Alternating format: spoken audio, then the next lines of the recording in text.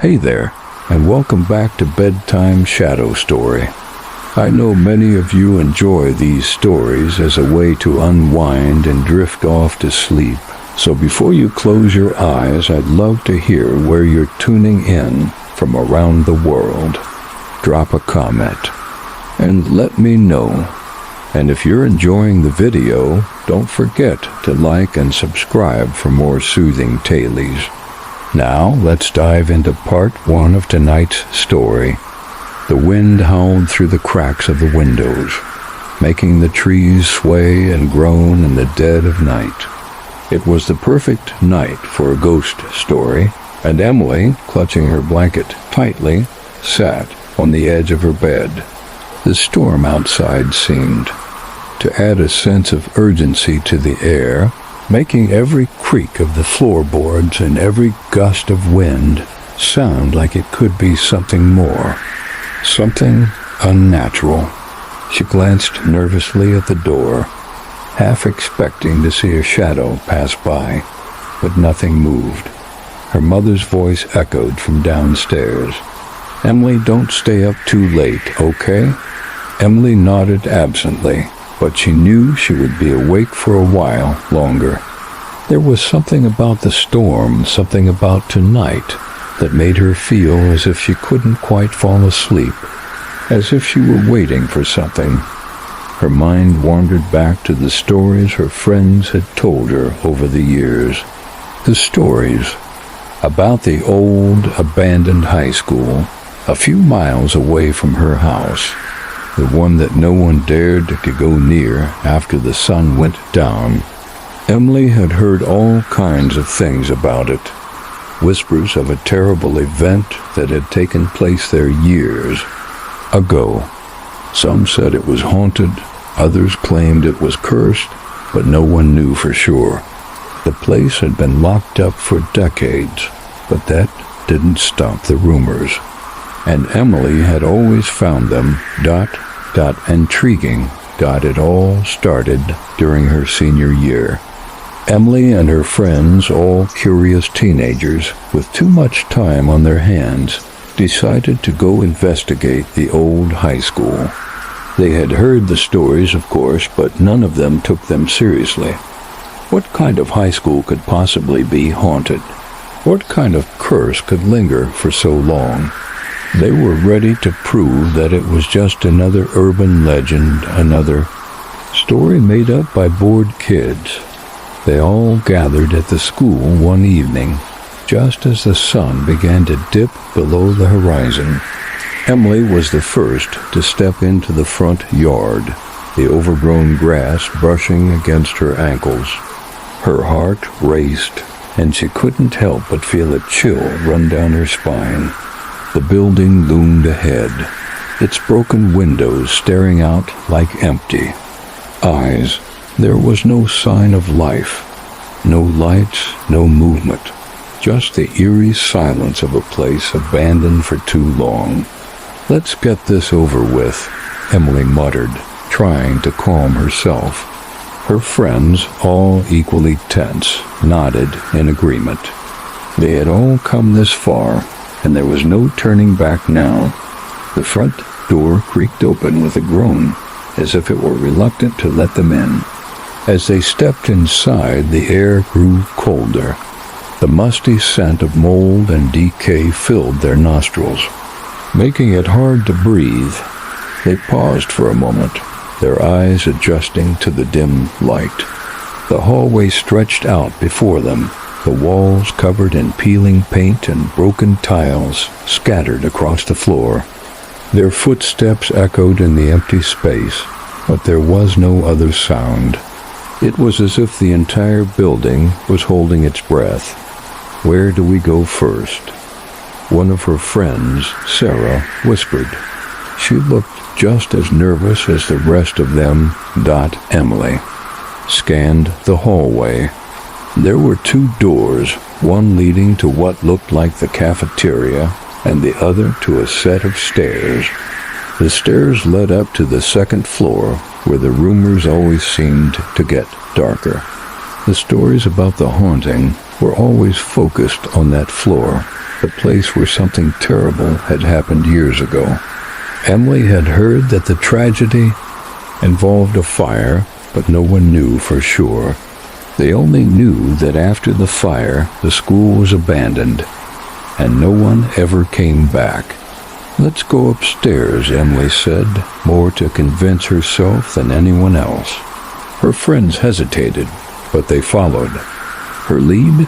They walked cautiously up the creaky stairs, trying not to make any noise. As they reached the top, Emily felt a strange pressure in her chest, like something was watching them. The air felt thicker here, heavier. They turned the corner and found themselves in a long hallway, identical to the one downstairs, but with a far more oppressive feeling.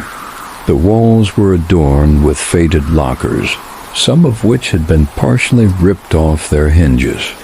The windows had long been covered with dust and grime, casting everything in a dull gray light. "All right, let's just get this over with," Emily muttered, trying to force a sense of calm into her voice. "We'll check out the classrooms, take a few pictures, and leave." They crept down the hallway, pushing open the doors to the classrooms one by one. Each room was eerily still, the desks and chairs left exactly as they had been when the school closed down. The chalkboards were still covered with faded scribbles, the air stale with age, but there was nothing unusual. No ghosts, no signs of anything supernatural, just decay. But as they made their way deeper into the building, Emily began to feel more and more uneasy. She couldn't shake the feeling that they were being watched. It wasn't just a sensation of eyes on the back of her neck. It was something far more unsettling. She felt as though the building itself was alive, as though it was aware of their presence, waiting for them to make a mistake. Then it happened. A door slammed shut down the hallway, making them all jump. They froze, their hearts pounding in their chests. The air around them seemed to grow colder, and a faint whisper echoed through the hallway, so soft it was barely audible. "Get out." Emily's stomach twisted in fear. The others looked around, their faces pale. None of them had seen anyone, but they all knew they weren't alone anymore. Something was in the building with them. Without saying a word, they ran toward the exit. Their footsteps echoed loudly in the silence, and as they reached the stairs, Emily glanced back one last time. For a brief moment, she thought she saw a shadow flicker across one of the classroom doors, but when she turned to look again, there was nothing there. They finally burst out of the front doors, breathless and shaking. The wind outside had picked up, but it was no longer as comforting as it had been before. The trees swayed violently, and the storm clouds seemed to close in, casting an oppressive darkness over everything. They didn't speak a word as they hurried back to their cars, their hearts still racing, their minds unable to comprehend what they had just experienced. But one thing was certain: they wouldn't be coming back to that school again. As they drove away, Emily couldn't help but glance in the rear-view mirror. The old school loomed in the distance, its broken windows staring back at her. And for the first time, she wondered if the stories were true. What had really happened in that building all those years ago? And more importantly, what had they awakened when they entered? Part 2. As Emily sat in the back seat of her car, staring out the window, her thoughts swirled in a mix of confusion and fear. The image of the abandoned school lingered in her mind like an insistent whisper, refusing to fade away.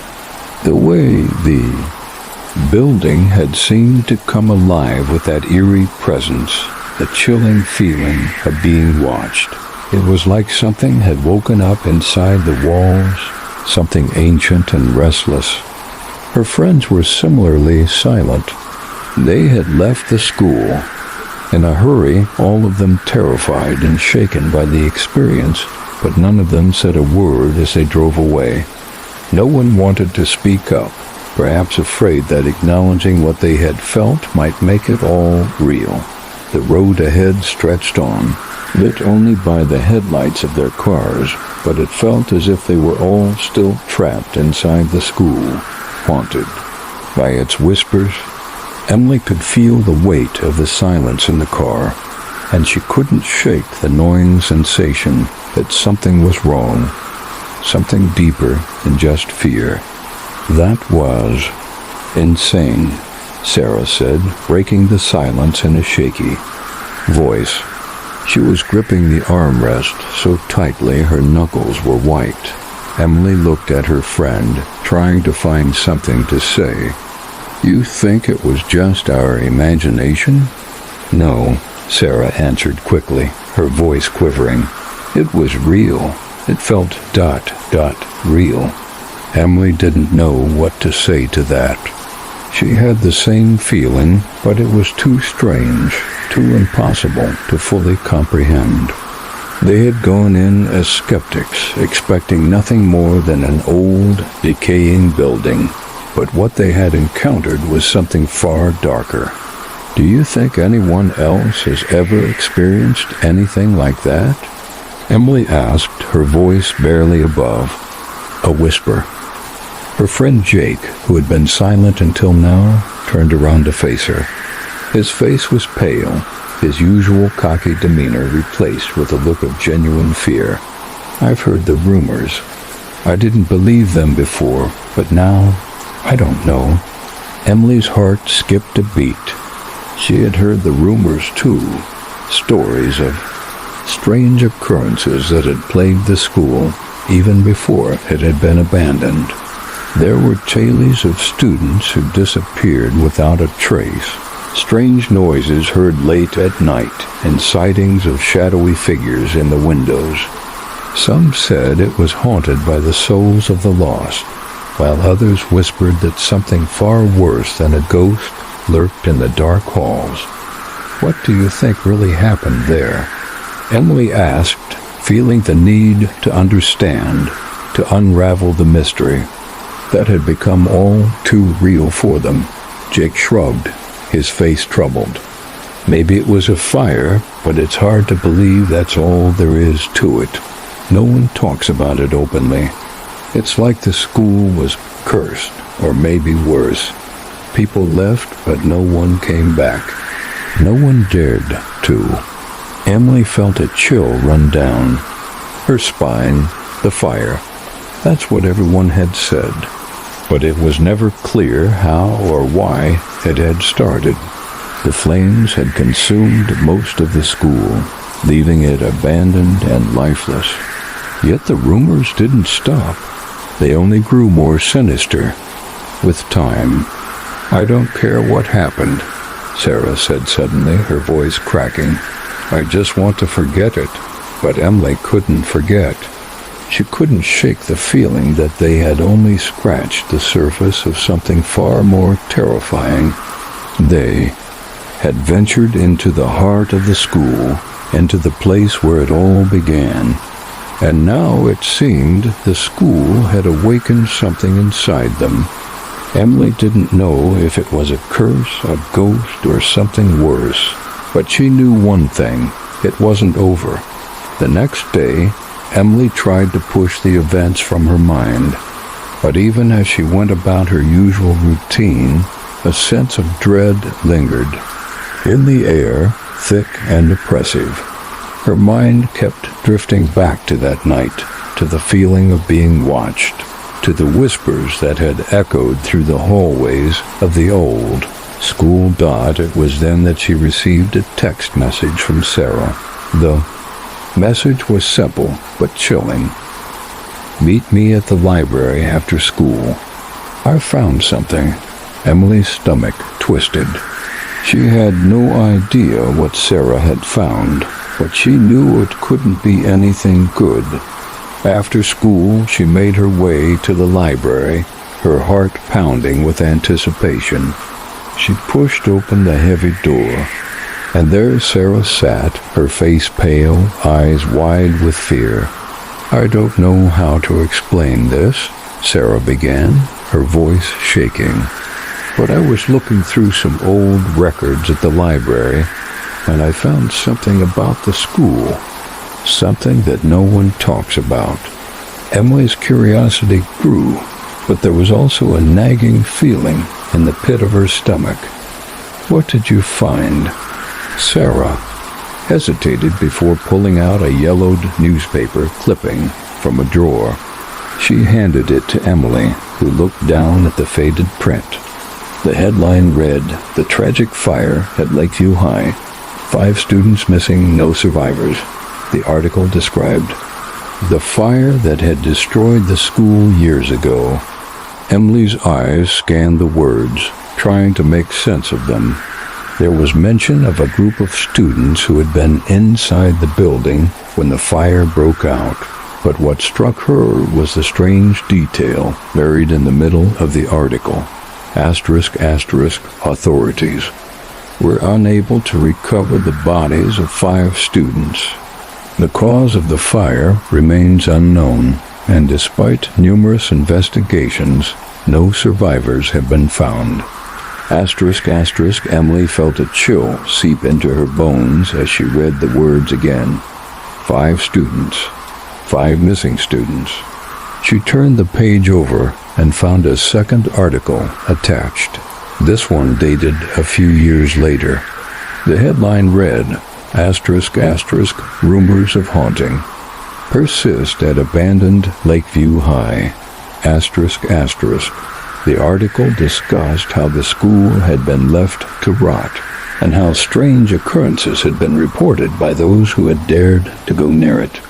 People spoke of strange lights, flickering shadows, and the distinct feeling of being watched.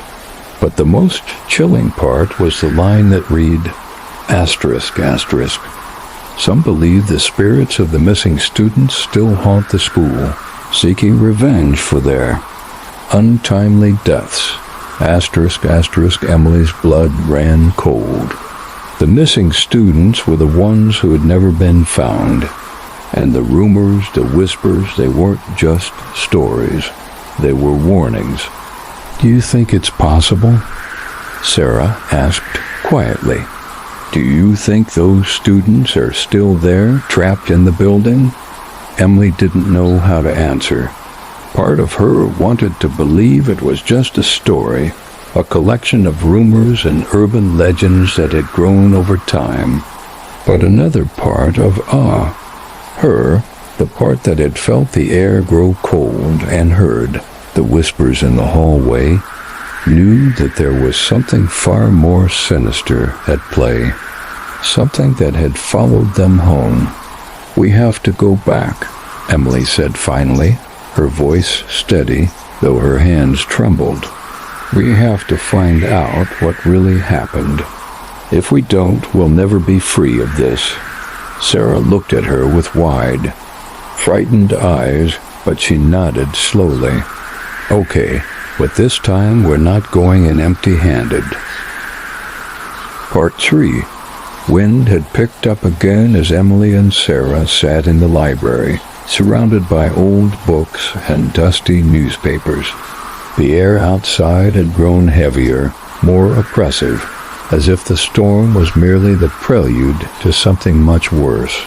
The weather had turned unseasonably cold, and despite the heat inside the library, a shiver ran down Emily's spine.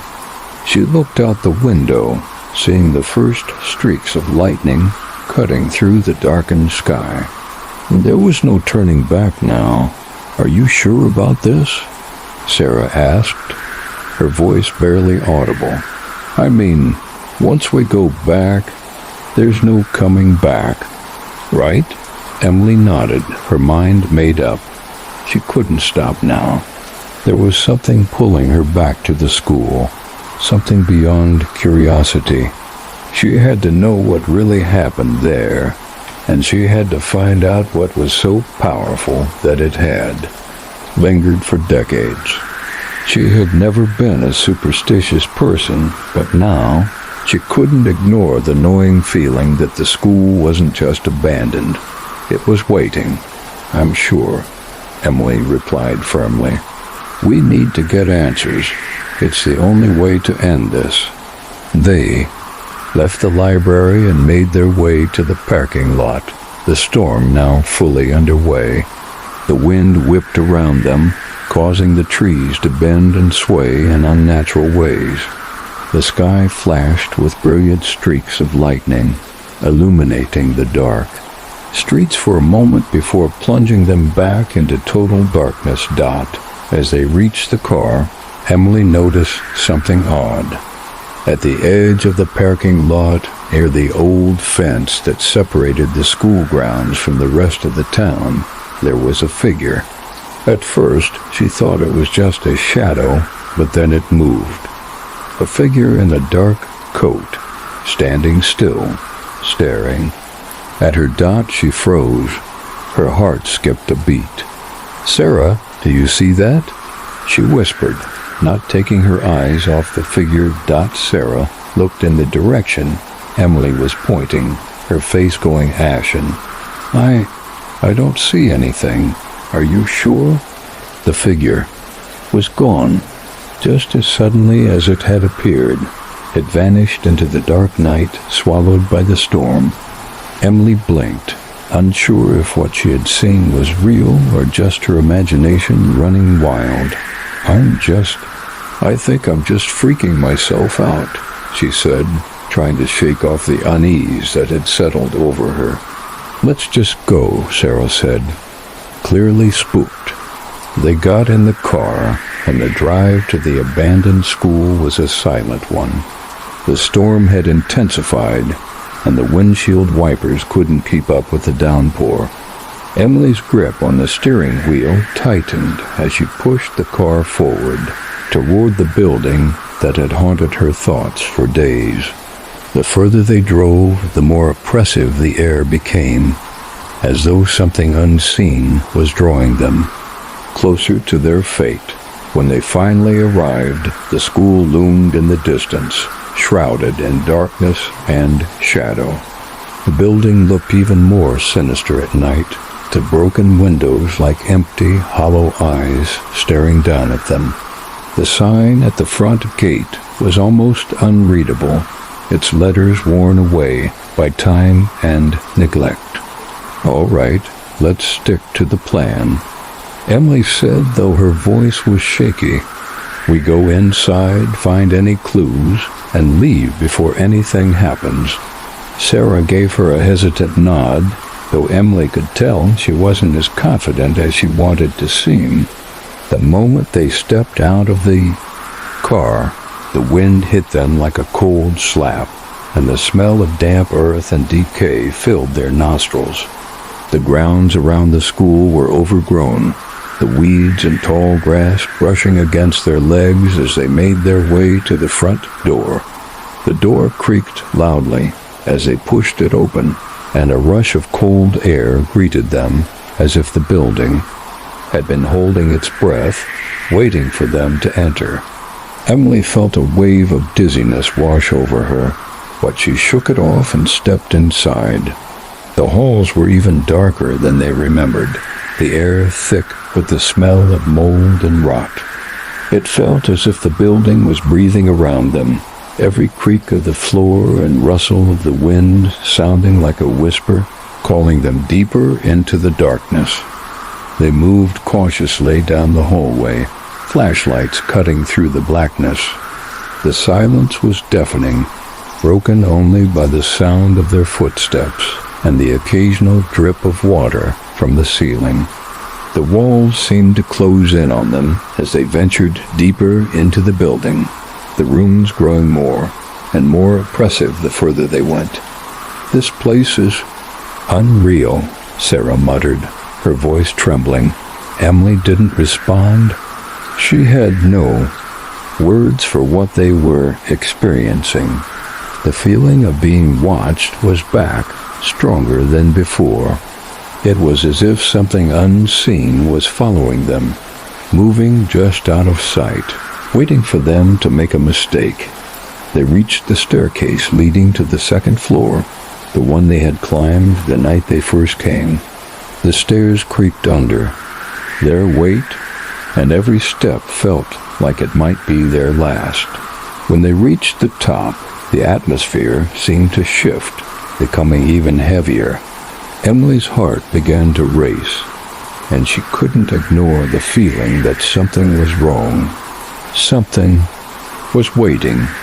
"Let's check the classrooms first," she suggested, trying to push her fear aside. As they moved from room to room, Emily felt a growing sense of dread.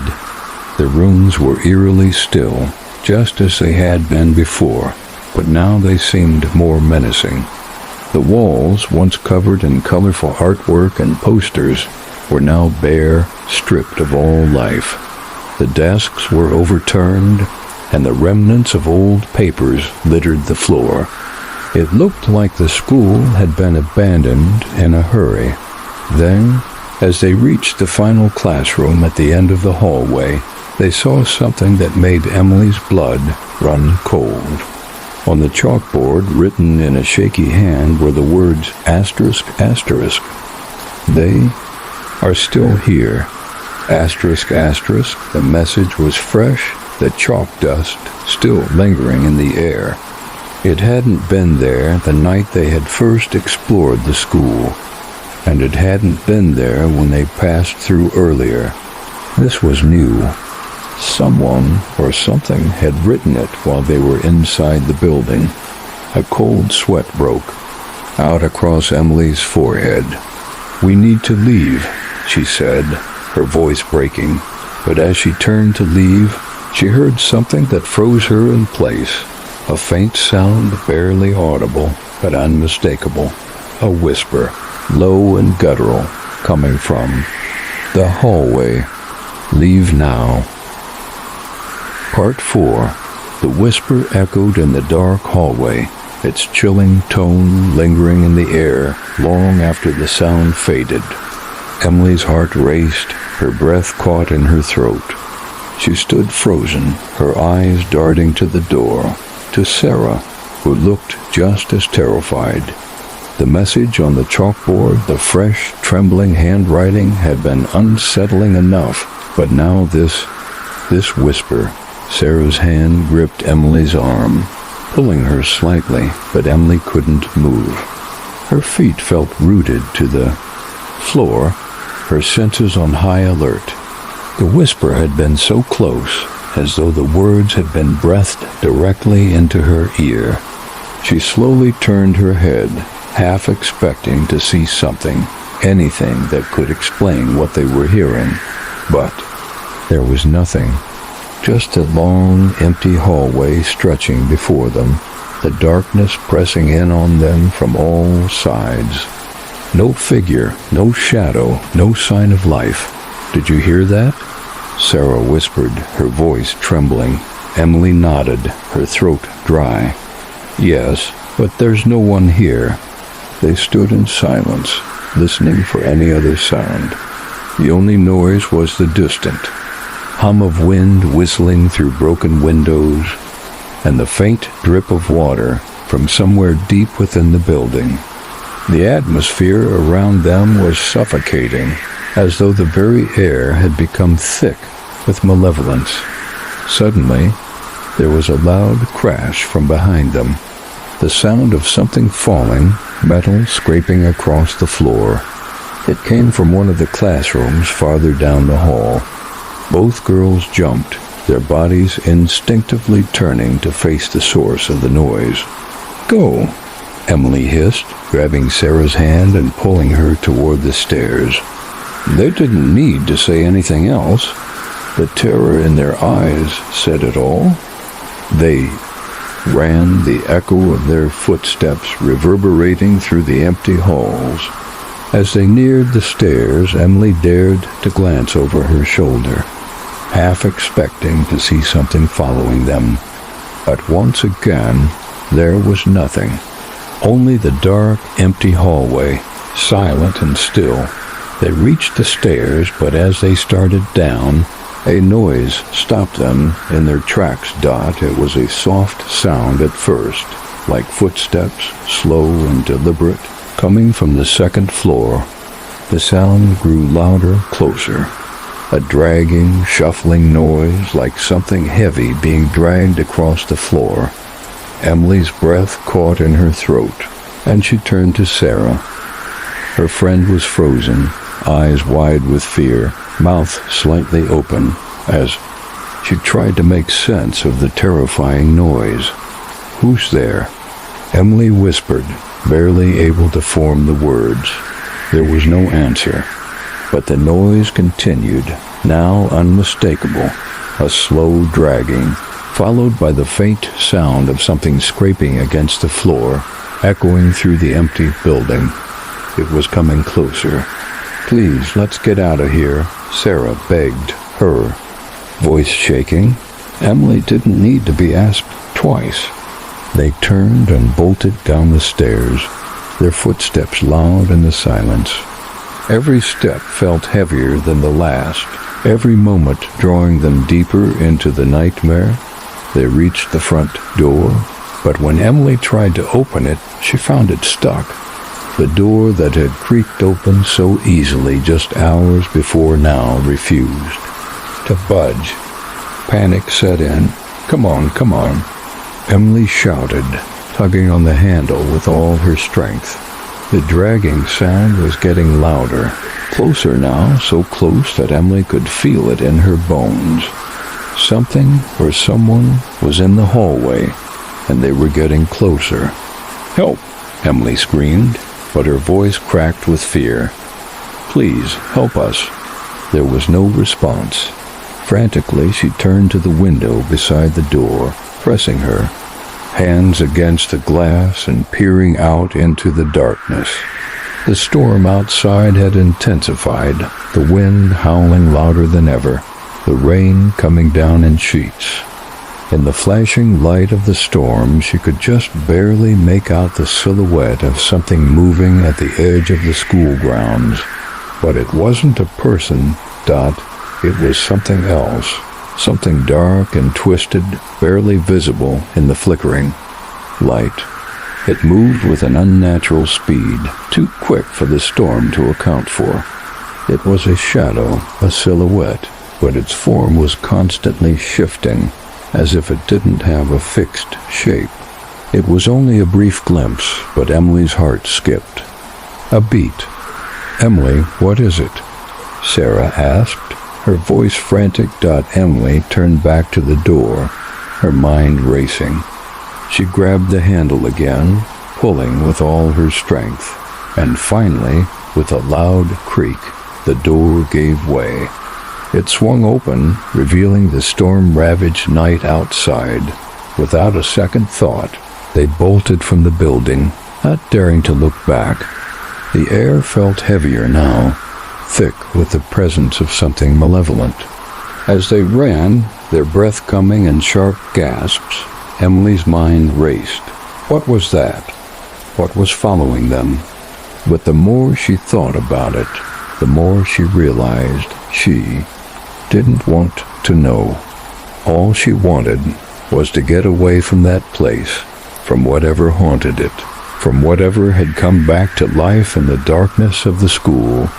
The figure she'd seen at the parking lot earlier flashed through her mind, and she knew deep down that it wasn't just a coincidence.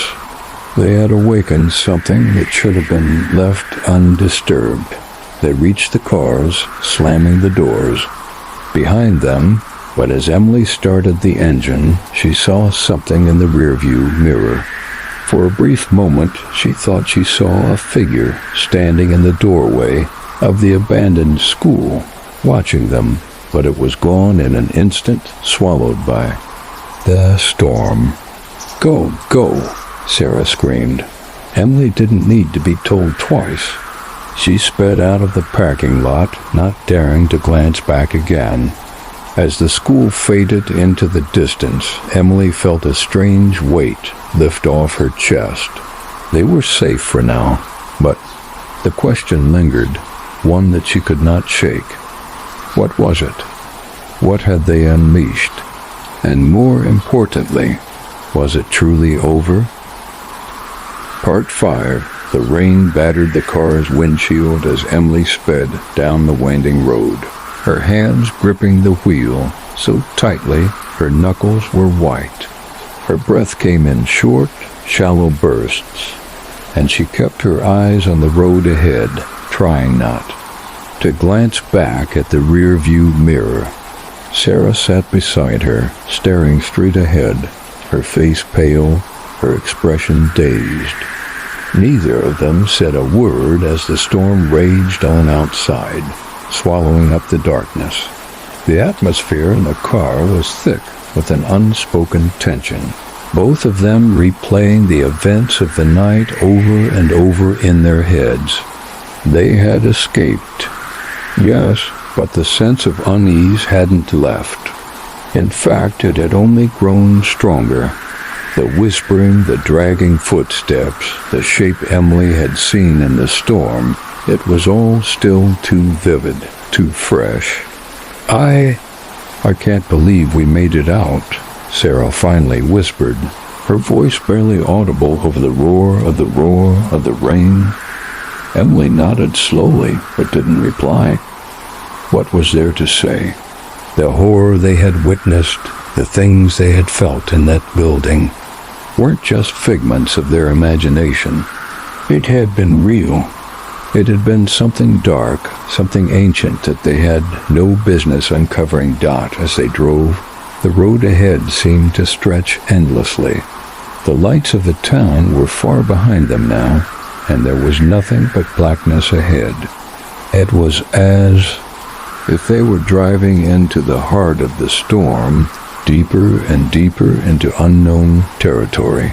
Suddenly, there was a loud thud, followed by the unmistakable sound of something scratching at the window. Emily's heart leapt into her throat as she jerked the steering wheel, nearly swerving off the road. She slammed on the brakes, her pulse racing. "Did you hear that?" She gasped, her eyes wide with terror. Sarah, her face frozen in fear, slowly turned her head to the window. The scratching sound continued, but it wasn't the sound of something on the glass. No, it was coming from the outside, from something moving along the side of the car. They both leaned forward, trying to catch a glimpse of what it was, but the rain and darkness made it impossible to see anything clearly. The scratching intensified, followed by the unmistakable sound of something or someone dragging along the wet ground. "Go, just go," Sarah screamed, her voice high-pitched with panic. Without thinking, Emily slammed her foot on the accelerator, the car shooting forward down the road. The scratching noise seemed to follow them, relentless, as if whatever it was had latched onto the car and was not letting go. Emily's hands trembled on the wheel, and she could feel the cold sweat running down her back. The feeling of being hunted was back, just like it had been in the school. Whatever had been waiting for them in the dark was now following them, and it wasn't going to stop. "Is it still there?" Emily gasped, her voice barely above a whisper. Sarah's eyes were wide with fear as she looked out the window. I think it's gone," she said, but her voice lacked conviction. She stared at the wet road ahead, her face stricken with terror. "Please just get us home." Emily didn't reply. She couldn't afford to. Her focus was on the road, the endless, winding road that led them further from the school, but also deeper into whatever nightmare they had stumbled upon. After what felt like an eternity, the scratching sound finally ceased. The rain continued to pour down, and the wind howled outside the car, but the eerie presence that had stalked them seemed to have vanished. For the first time in what felt like hours, Emily let out a shaky breath. "Maybe we're safe now, Emily," said quietly, her voice trembling. "Maybe it's over." But even as she said the words, she couldn't shake the nagging feeling in her gut. Something told her that it wasn't over, that whatever they had disturbed at the abandoned school, whatever they had woken, was still out there, waiting, watching. They drove in silence for a few more miles, the storm showing no signs of letting up. The tension between them was palpable, and neither Emily nor Sarah could bring themselves to speak. It was as if they both feared that any words they spoke would make it all real, that the nightmare would continue to follow them no matter how far they ran. Finally, Emily pulled into Sarah's driveway. The house was dark, the windows black, as if everyone was already asleep. Emily stopped the car and turned off the engine, but neither of them moved.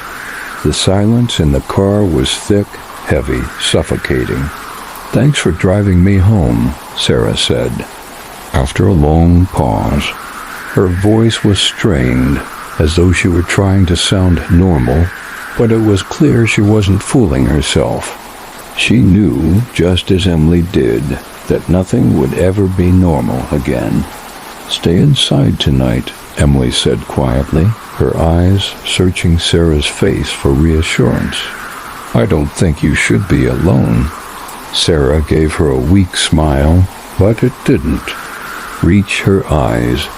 "I'll be fine," she replied, though the fear in her voice betrayed her. "You go home, Emily. You need to rest." Emily didn't argue. She could see the exhaustion in her friend's face, the same exhaustion that had settled in her own bones. She nodded, gave Sarah a small, tight smile, and pulled away from the driveway, her car disappearing into the darkness of the night dot as she drove away. The feeling of dread returned, stronger than ever. Her mind replayed everything they had seen and heard at the school, the whispers, the dragging footsteps, the dark figure that had stalked them. It was like a nightmare that refused to end, and Emily had no idea how to wake up. When she finally arrived at her own home, the house was dark and quiet. Emily stood in the driveway for a moment, staring at the empty house. She could feel the weight of the silence pressing down on her, as though something was waiting inside, just beyond the threshold. She entered cautiously, flipping on the lights and locking the door behind her. The house was empty, just as she had left it. But the unsettling feeling didn't dissipate. It only grew stronger. Dot in the living room. Her phone buzzed. It was a text from Sarah. Asterisk. "Emily, I'm sorry, but I think I saw something in the backyard." Asterisk, Emily's blood ran cold as she read the message, her heart pounding in her chest.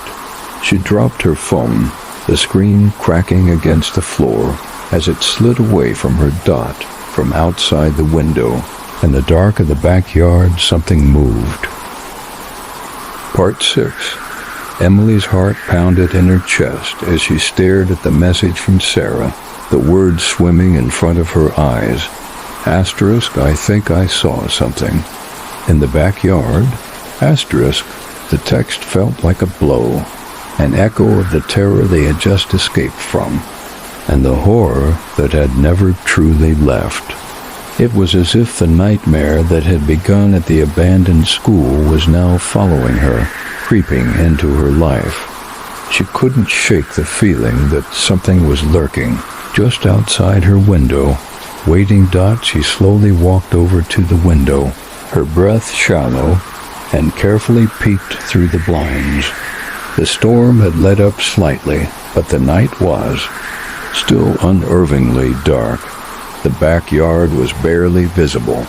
the shadows stretching long and eerie under the dim glow of the streetlights.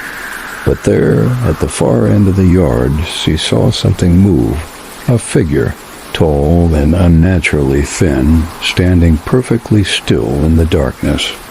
Her blood froze. The figure was so still that at first Emily thought it was just a trick of the shadows. But then it shifted, moving ever so slightly, as though it were aware of her gaze. Her heart skipped a beat, and for a moment she couldn't move. She couldn't breathe. The figure seemed to be watching her, waiting. Sarah.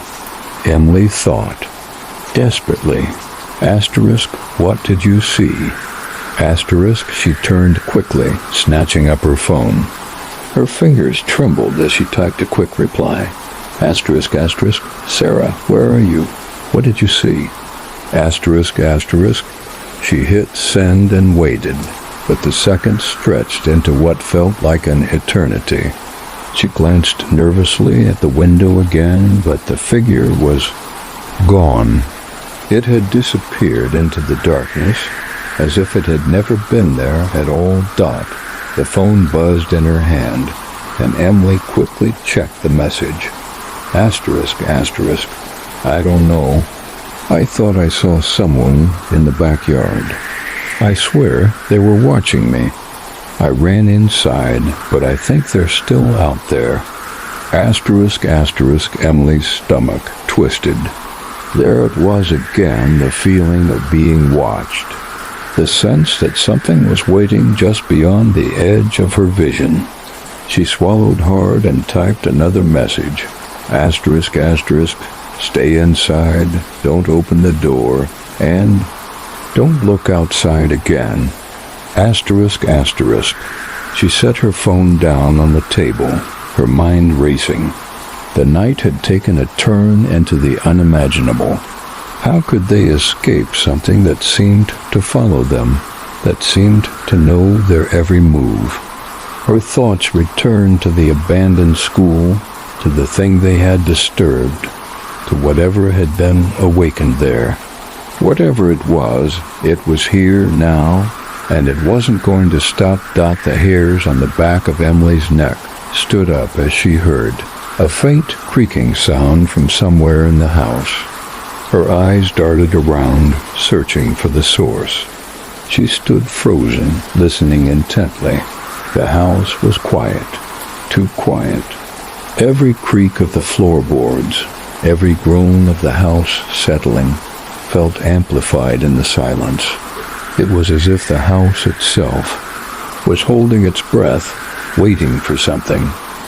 Then came another sound, a soft tapping, like something against glass. Slowly, Emily turned her head toward the window, and her heart nearly stopped. The figure was back. It was standing right outside, its face barely visible in the shadows, but Emily could feel its eyes boring into her. It was so still, almost unnaturally, so like it was waiting for her to make a move. Emily stepped back from the window, her breath coming in short, panicked bursts. She backed away slowly, her feet barely making a sound on the hardwood floor. The tapping on the window continued, almost rhythmic, as though whatever was outside was trying to get her attention. She ran to the door, locked it, and then stood in the hallway, trying to calm herself. She couldn't think straight. The fear was overwhelming, clouding her thoughts. She had to get out.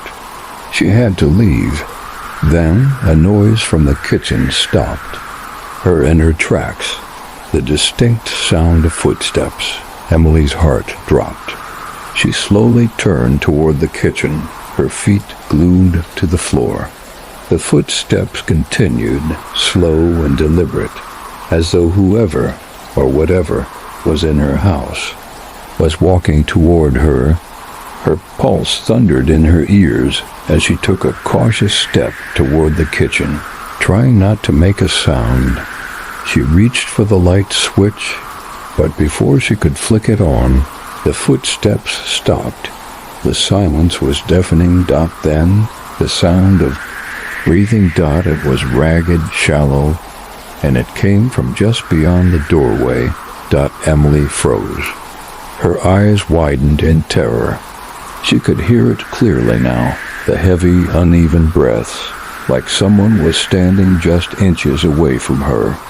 She wanted to scream, to run, but her body refused to move. She was paralyzed by fear, every nerve in her body on high alert. Then, from the darkness, a figure stepped into the hallway. It was tall, gaunt, and its face was pale, almost ghostly. Its eyes were wide open, fixed on Emily, but there was something wrong with them, something hollow, something empty. The creature's lips curled into a twisted, unnatural smile, and it stepped closer, its breathing growing louder with each step. Emily's throat closed up, her breath catching in her chest. She tried to back away, but her legs felt like lead. She couldn't move. Her mind screamed at her to run, to get out, but her body refused to obey. "Emily," the creature rasped, its voice like dry leaves scraping against each other. Her name. It knew her name. The sound of footsteps outside the window echoed through her mind. Sarah, she thought, but she couldn't bring herself to speak. The figure reached out toward her, its long fingers stretching in the dim light. Emily's body finally responded, her legs moving of their own accord, carrying her toward the front. Door? She yanked at the handle, but the door refused to budge. She pulled harder, panic setting in, but the door was locked, just like the other one at the school. She turned and ran toward the back door, but when she reached it, she found that it was locked too. There was no escape. The figure was getting closer now, its shadow growing long in the hallway. Its breathing was ragged, almost desperate. Emily backed away, her mind racing. What was this thing? What did it want? She could feel her heart pounding in her chest, and for a moment she thought she might collapse from the weight of the fear crushing her chest. And then, just as the figure reached out toward her, the lights in the house flickered. In the brief darkness, Emily heard a sound she hadn't expected. The sound of a door opening. Emily. It was Sarah. The door slammed open, and Emily spun toward the sound of her voice. Sarah was standing in the doorway, her eyes wide with terror. "Come on, Emily, let's go," Sarah screamed. But it was too late. The figure reached out and touched Emily's arm, and the world went black. Part 7. The darkness closed in around Emily like a heavy, suffocating blanket. She couldn't see, couldn't hear, couldn't breathe. The world felt like it had collapsed into a singular, terrifying moment, one where nothing made sense anymore. Her pulse pounded in her ears, and her head felt like it was spinning. She wanted to scream, to fight, but her body refused to obey. All she could do was stand there, paralyzed by the overwhelming presence that surrounded her. She felt a cold hand, no, something much colder, like death itself, wrap around her arm, pulling her closer to the figure. Her heart raced faster as the figure's grip tightened.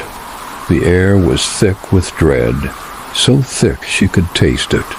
There was no escape, no way out. The figure's ragged breathing was so close now, she could feel it on her skin. Its presence was overwhelming, suffocating her.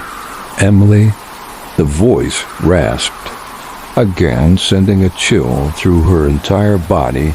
It knew her name. It had known her name all along. She fought against the grip, but it was like pushing against a wall of ice. The creature was far too strong. It didn't speak again, but its breath, heavy and uneven, filled the silence between them. The longer Emily stood there, the more the room seemed to close in. The shadows in the corners of the room seemed to stretch, creeping toward her, as if the very darkness was alive and hungry. "Please, no," she whispered, the words barely escaping her lips. But even she knew it was too late. Whatever had been unleashed at the abandoned school was here, in her house, in her life, and there was no way to escape it now. Suddenly there was a loud crash from the front door. It was as if the house itself had come alive, as though the walls were shuddering from the weight of what had entered. The figure froze, its hand still wrapped around Emily's arm, but now it looked toward. The noise. It didn't make a sound, but the tension in the room was palpable. The air had thickened, pressing in on them, and Emily could feel the weight of it on her chest. "Emily, move!" Sarah's voice, faint and strained, pierced through the darkness. The creature growled low, a guttural sound that seemed to vibrate in the air, and suddenly it released Emily's arm.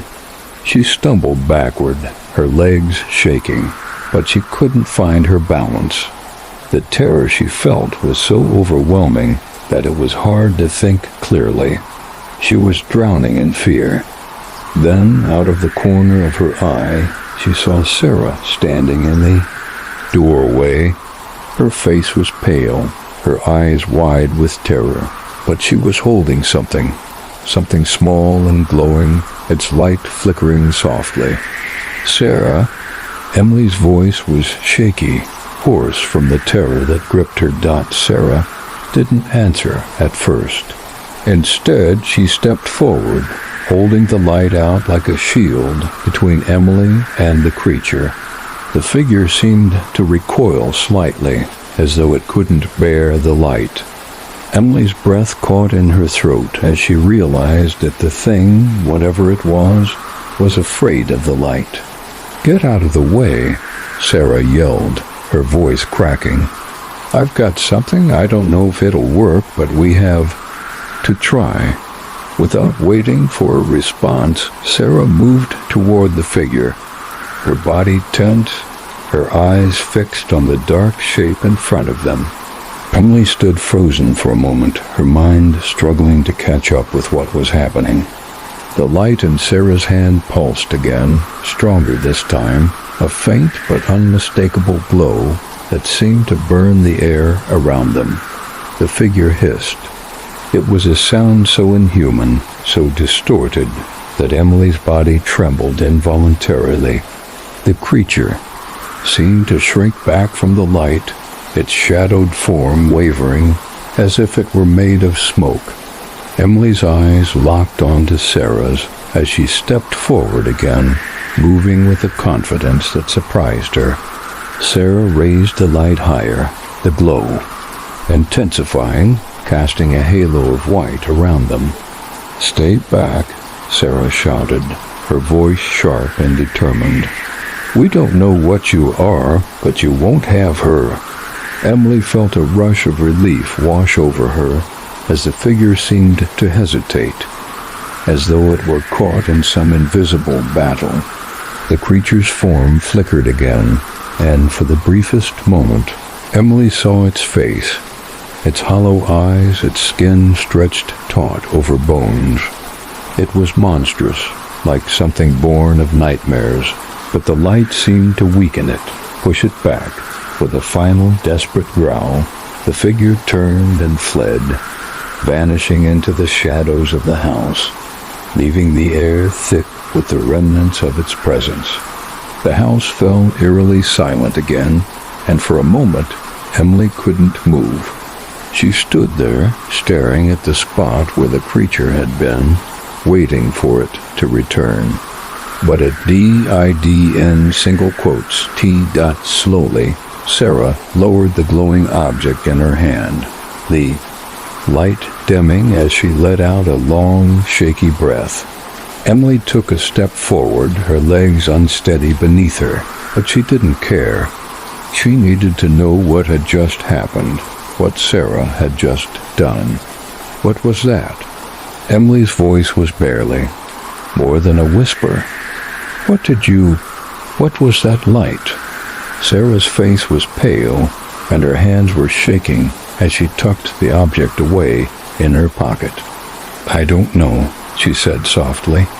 I found it when I was looking through my grandmother's things. She had a box of old relics, things from when she was younger, things that I never understood. But this one thing, I don't know why, but it felt right. I thought it might help, and I think it did. Emily swallowed, trying to process everything. The creature, the light, the feeling of being trapped in a nightmare. It didn't make sense. None of it did. But one thing was clear. Whatever they had, unleashed at the abandoned school, it had followed them, and now it was here. She glanced around, the weight of the silence pressing down on her. The house felt empty, but it wasn't. She could feel it in her bones. The presence was still there, somewhere just out of sight, waiting for them to let their guard down. Do you think it's over? Emily asked. Her voice shaky. Sarah didn't answer immediately. Instead, she looked out the window, her eyes narrowing as if searching for something beyond the rain-soaked darkness. Emily followed her gaze, but all she could see were the shadows of trees swaying in the storm. The storm outside had picked up again, but it didn't feel like a normal storm. It felt like the world itself was bracing for something. No, Sarah said, her voice quiet but resolute. I don't think it's over. I think this is just the beginning. Part 8. Emily's heart pounded in her chest as Sarah's words echoed in her mind. I think this is just the beginning. The chilling certainty in Sarah's voice made the air around them feel even heavier, suffocating. The storm outside had intensified, the wind howling like a warning, as if the world itself was echoing the fear that had taken root in their hearts. They stood in silence, the shadows of the house pressing in from all sides. The presence that had stalked them, that had followed them from the school, was still there, somewhere. Emily could feel it, the weight of it in the air. It was as if the very walls were alive, closing in around them, tightening with each passing moment. Do you think it will come back? Emily finally whispered, though she already knew the answer. She could feel the dread in her bones, a gnawing sensation that wouldn't go away. It wasn't over, not by a long shot. I don't know, Sarah replied, her voice distant. But we can't keep running from it. It's not just going to go away, and we don't know what it wants or what it's capable of. The words hung in the air like an unspoken truth. Emily felt a sharp chill run down her spine. What if Sarah was right? What if the creature, whatever it was, wasn't just some spirit or ghost, but something more powerful? What if it wasn't bound by the same rules as the living Abel, to move through walls, through time, through fear itself? The thought made her stomach twist with unease. I think we need to go back, Sarah said, as if reading Emily's thoughts. Her eyes were intense, dark circles under her eyes from lack of sleep, but there was a determination there now, a purpose that hadn't been there before. What? Emily asked, barely believing what she was hearing. We need to go back to the school, Sarah repeated, her voice firm. We can't keep running. We have to find out what happened, what this thing is. If we don't, we'll never be safe. Emily stared at her, her mind racing. The idea of going back to that place, that abandoned, decaying school, filled her with terror. It was the last place she wanted to be, yet she couldn't deny the urgency in Sarah's words. There were too many questions, too many things left unexplained. And if they didn't confront whatever was haunting them, they might never find peace. But Emily wasn't sure she could do it. She wasn't sure she could face whatever was waiting for them at the school, knowing how close they had come to being consumed by it already. "I don't know if I can go back," Emily said softly, her voice shaky. "I feel like it's following. U.S., like it's already here, inside the house." Sarah glanced around, her eyes scanning the empty corners of the room. "It's not just here. It's everywhere. It's in our heads, in our fears. We need to stop running, Emily. We need to take control." Emily wanted to argue, to tell Sarah she was wrong, but she couldn't. Deep down, she knew Sarah was right. They couldn't keep running forever. The creature wasn't going to leave them alone. It was already too late for that. "Okay," Emily whispered, her voice barely audible. "Let's go back." They both stood there for a moment, the weight of the decision settling over them. The air in the room felt thick, like something was holding its breath, waiting for them to make their next move. Finally, Emily nodded, and Sarah gave her a determined look. There was no turning back now. "Let's get ready," Sarah said, walking toward the door. "We don't have much time." They gathered their things quickly, preparing for what might be the most dangerous thing they had ever done. Neither of them spoke as they packed, a sense of dread hanging over them like a dark cloud. Emily's mind raced, trying to find a way to understand what they were facing, but nothing made sense.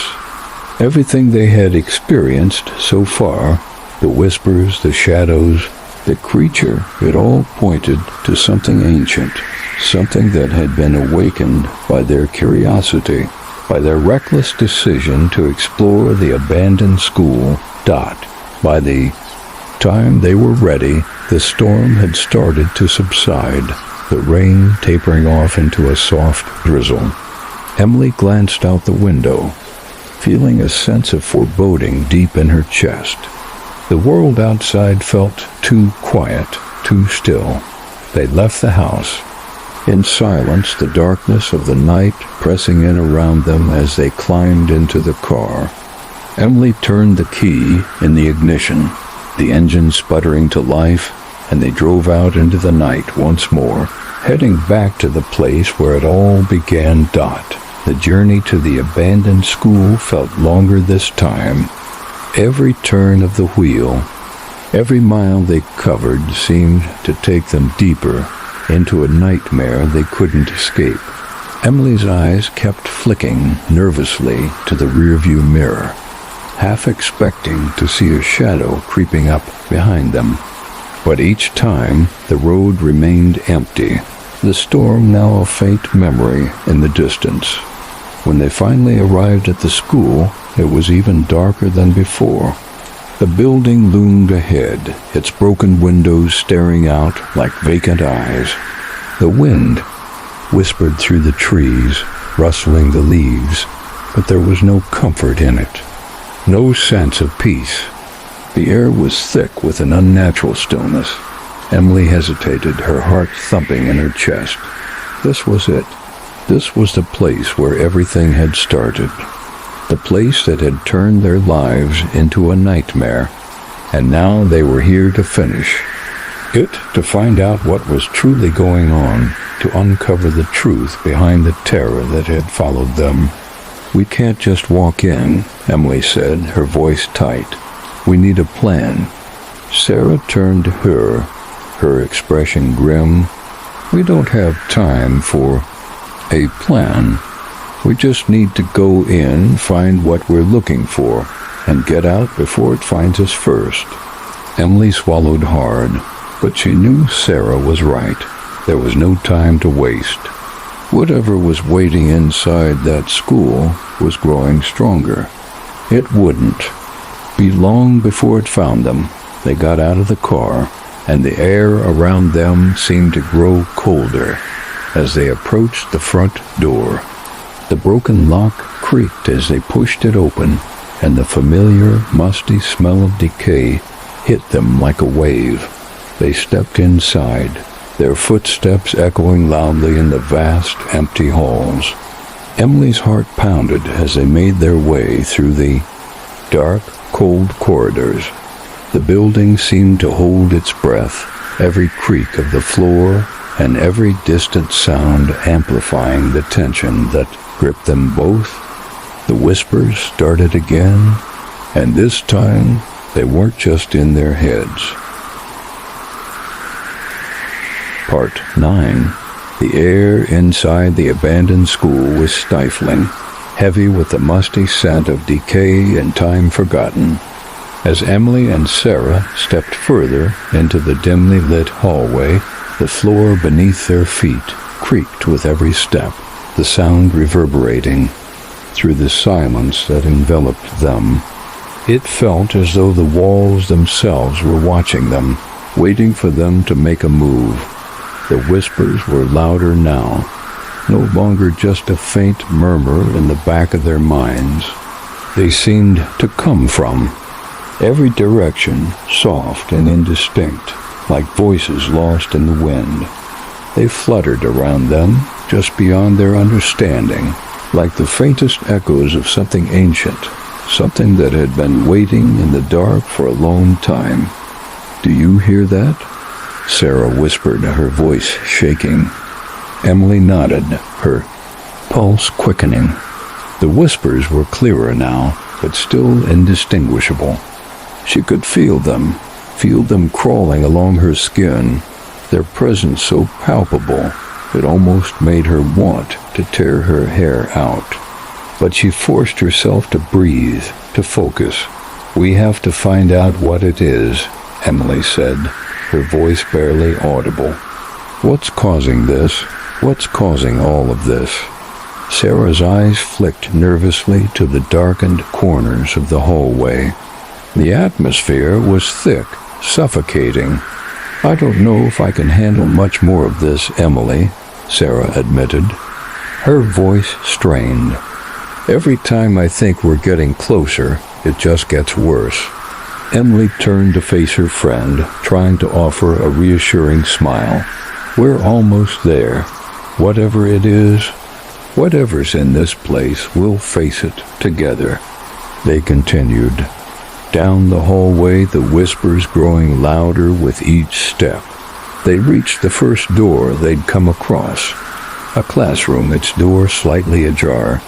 Emily reached for the handle, her hand trembling, but she hesitated for just a moment before pushing the door open.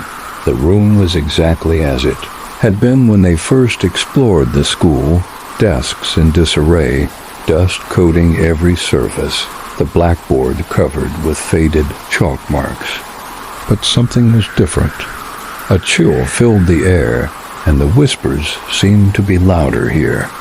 The cold in the room felt unnatural, like it was coming from the walls, from the very floor beneath their feet. "Something's in here," Emily muttered, feeling a knot form in her stomach. She stepped into the room, her breath catching as she noticed something on the floor, something that hadn't been there before. At first, it looked like nothing more than an old, tattered notebook, discarded and forgotten. But as Emily crouched down to pick it up, she saw the bloodstains dot her heart, skipped a beat. The notebook was soaked through with what could only be blood, the pages heavy and sticky to the touch. She carefully opened it, flipping through the pages, but they were filled with strange symbols and writings she didn't recognize. The handwriting was erratic, frantic, like someone had written in a state of sheer terror. "Sarah," Emily whispered, her voice hoarse, "look at this." Sarah stepped closer, her face paling as she saw the blood-stained pages. "What is this? What does it mean?" "I don't know," Emily said, her hands trembling as she turned another page. This one was different. On it, in large, bold letters, were the words, "Asterisk, asterisk, they never left. They are here. We are the sacrifice." Asterisk, asterisk, Emily's blood ran cold. She could feel the weight of the words, the ominous warning that seemed to pulse from the page. But even more chilling was the realization that the handwriting matched the symbols she had seen before in the hallway, scrawled hastily on the walls of the school. The same symbols that had filled the air with an unsettling presence. "What does it mean?" Sarah whispered, her voice barely audible as she stepped closer, inspecting the pages with wide, fearful eyes. Emily shook her head. "I don't know, but it's connected to the fire. It's all connected." She closed the notebook, her hands still shaking. The room felt colder now, the whispers around them more insistent, more frantic. As she looked around the classroom, she noticed something else. The blackboard. The chalkboard that had once been filled with faded lessons and scribbles was now covered with new writing, fresh and sharp against the darkened surface. The letters seemed to glow faintly, as if written in something other than chalk dot asterisk. "You are too late." Asterisk, asterisk. The words were written in uneven, jagged letters, the edges curling and twisting, as though they were alive. The sight of them made Emily's stomach twist with dread. Suddenly, the whispers grew louder, filling her head, making it impossible to think clearly. The sound of scratching filled the room, as if something unseen was moving just beyond the walls. The whispers seemed to be in her mind now, not just around her, and they were speaking her name. "Asterisk, Emily?" "Asterisk," she gasped, taking a step back, but before she could react, the door slammed shut behind her, locking with a deafening bang. Emily's pulse raced. Her eyes shot to Sarah, who was standing frozen, her face ashen. "What the hell just happened?" Emily whispered, panic rising in her chest. Before Sarah could answer, the classroom door shuddered as if something was trying to break through from the other side. The whispers grew into frantic voices, echoing around them, swirling with a manic energy.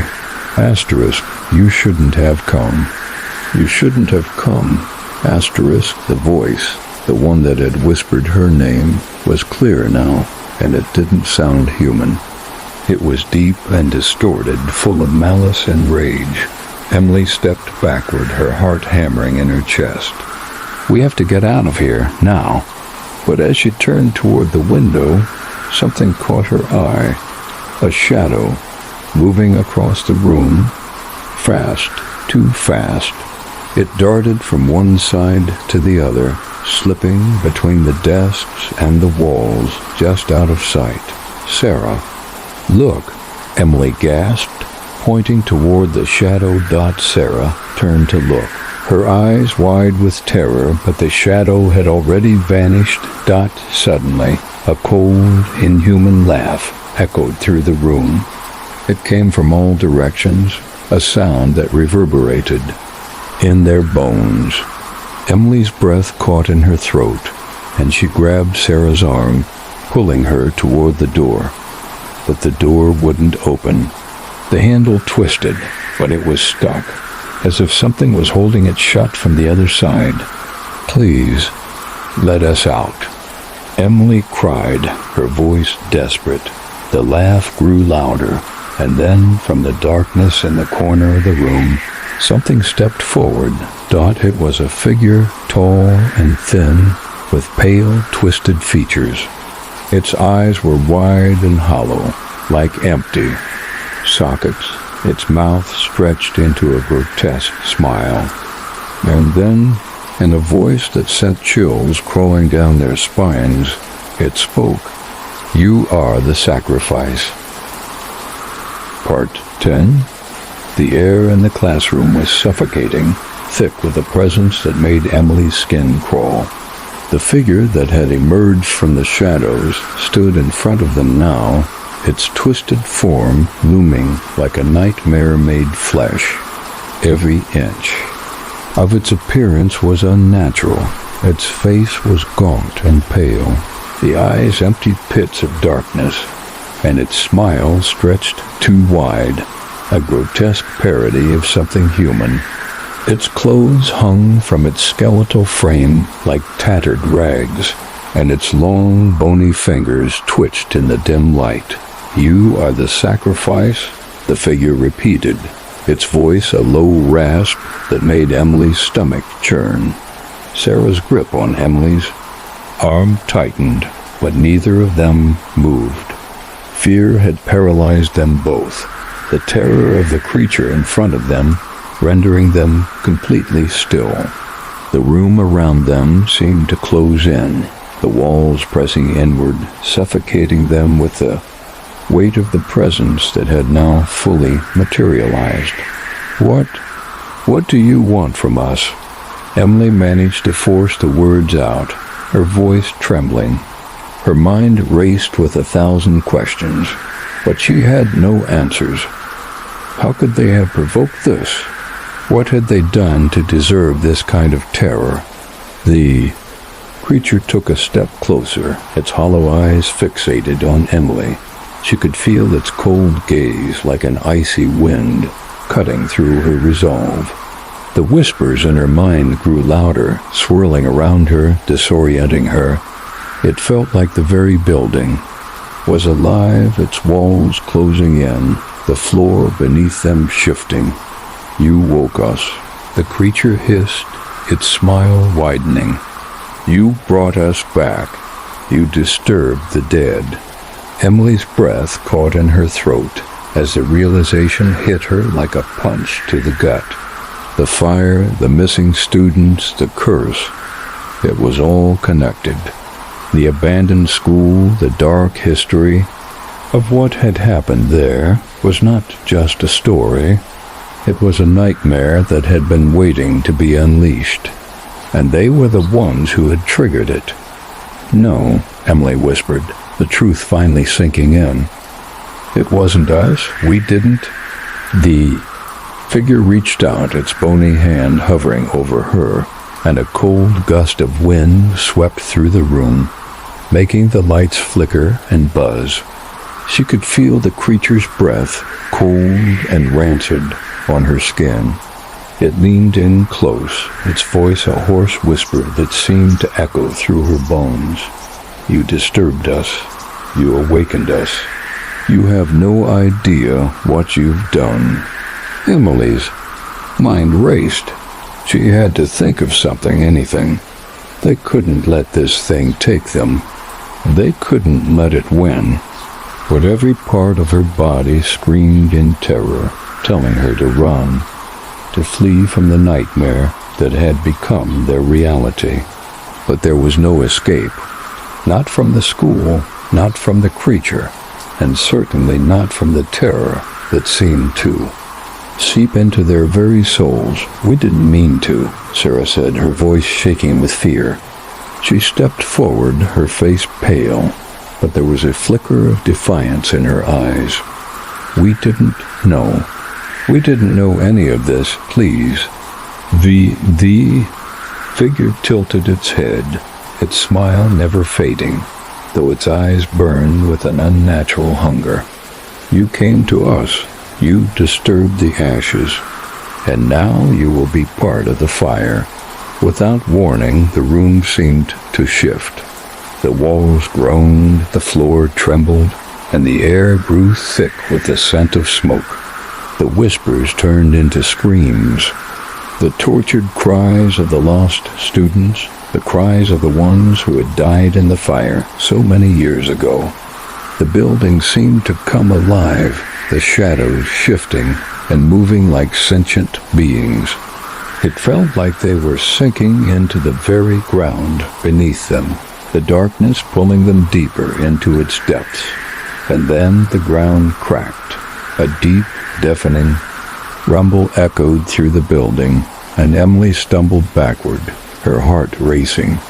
The figure stood motionless, watching them with a sense of dark satisfaction. The walls around them seemed to warp, the building shifting like it was alive, like it was breathing. Suddenly, the floor beneath them gave way, and Emily felt herself falling. It was a plunge into darkness, an endless, stomach-churning fall that felt like it would never end. Her thoughts were a blur, the echoes of the creature's laughter filling her ears. The cries of the lost students, the terrible whispers, and the sound of something breaking, all of it mixed into a cacophony of terror that rattled her mind. And then, with a violent jolt, everything stopped. Emily hit the ground hard, the impact knocking the wind out of her. She gasped for air, her body aching, her head spinning. She opened her eyes, but the world around her was too dark to make sense of. The only thing she could hear was the distant sound of her own breathing, harsh and rapid. She tried to stand, but her legs felt weak. She looked around, but there was nothing, no walls, no ceiling, just an endless void of darkness. And in the distance, something moved, a shadow, a figure shifting, twisting. It was the creature. "It's not over," the creature's voice echoed through the emptiness, its tone dark and final. "The fire has only just begun." Emily's heart slammed against her ribs. She tried to back away, but there was nowhere to go. The darkness seemed to press in from all sides, suffocating her. And then, just as she thought she couldn't take it any longer, she felt a hand on her arm. It was Sarah. "Emily," she said softly, her voice a lifeline in the darkness. "We're not alone. We never were." And with that, the darkness shattered. The room, the school, the terror, it all began to unravel, as though everything was collapsing in on itself. The whispers faded, the creature's presence dissolved, and the void that had consumed them began to retreat. In the distance, a faint light flickered, and as Emily reached for it, her hand trembling, she understood. They weren't just escaping. They were breaking the curse. They were putting an end to the nightmare that had held the school, and everything that had happened within it, and its grip for so long. When she stepped into the light, she was no longer afraid. She was free. Asterisk, asterisk, end of story, asterisk, asterisk. Part 1, Story 2. It was late autumn when the first strange things started happening at Hawthorne High. The air was thick with the scent of wet leaves, the trees lining the school's grounds shaking in the brisk wind that swept across the campus. Everyone was preparing for the upcoming break, looking forward to the brief respite from homework and early mornings. But for one group of students, a break would never come, at least not the way they imagined. The school was old, older than most of the students realized. The brick buildings stood like forgotten monuments to a time long past, their walls lined with cracks, and their windows creaking in the wind. The hallways were dim, the lights flickering at the most inconvenient moments, and it was rare to see any maintenance done on the place. The rumor mill ran rampant with talk of the school's history, stories of fires, disappearances, and hauntings. Some of these stories were whispered at lunch, others were shared during sleepovers, and a few were even handed down by teachers who would only speak in hushed tones about the old days. But it wasn't until the new school year that the whispers took on a more serious tone. Students started noticing things that they couldn't explain. It was during the first week back that Derek Mitchell, a junior at Hawthorne High, noticed something off in his history class. Derek wasn't one to be easily spooked. He was a practical guy, always thinking things through with a sharp mind. But even he couldn't shake the unsettling feeling that had settled over him when he entered room 207. It was a classroom he'd been in countless times before, but now something felt different. The air seemed heavier, colder, and the lights overhead flickered more than usual, casting shadows across the room that made it feel more like a tomb than a place for learning. He sat down at his usual desk, next to his friend Mia, who was always early and had already claimed her spot near the window. As Derek sat down, he noticed that Mia wasn't her usual talkative self. Her eyes were wide, scanning the room as if she were waiting for something to happen. Her lips were pressed into a thin line, and her hands were clenched tightly around her notebook. "Everything all right?" Derek asked, trying to break the tension in the air. Mia jumped, her eyes snapping to his. You're not getting a weird vibe in here?" she asked, her voice barely above a whisper. Derek frowned. "What do you mean?" She glanced over her shoulder, making sure no one else was paying attention. "I don't know. It's like the room is off. It feels like someone's watching me, and I'm not the only one who's noticed." A few of the other students mentioned it too. Derek raised an eyebrow.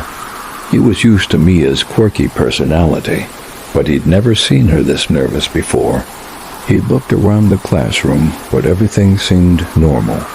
The desks were in their usual rows, the windows fogged up from the chilly autumn air, and the clock ticked slowly above the chalkboard. But despite the normality of it all, there was something undeniably strange in the atmosphere. Before he could respond, the bell rang, and their history teacher, Mr. Caldwell, walked in, looking as disheveled as ever.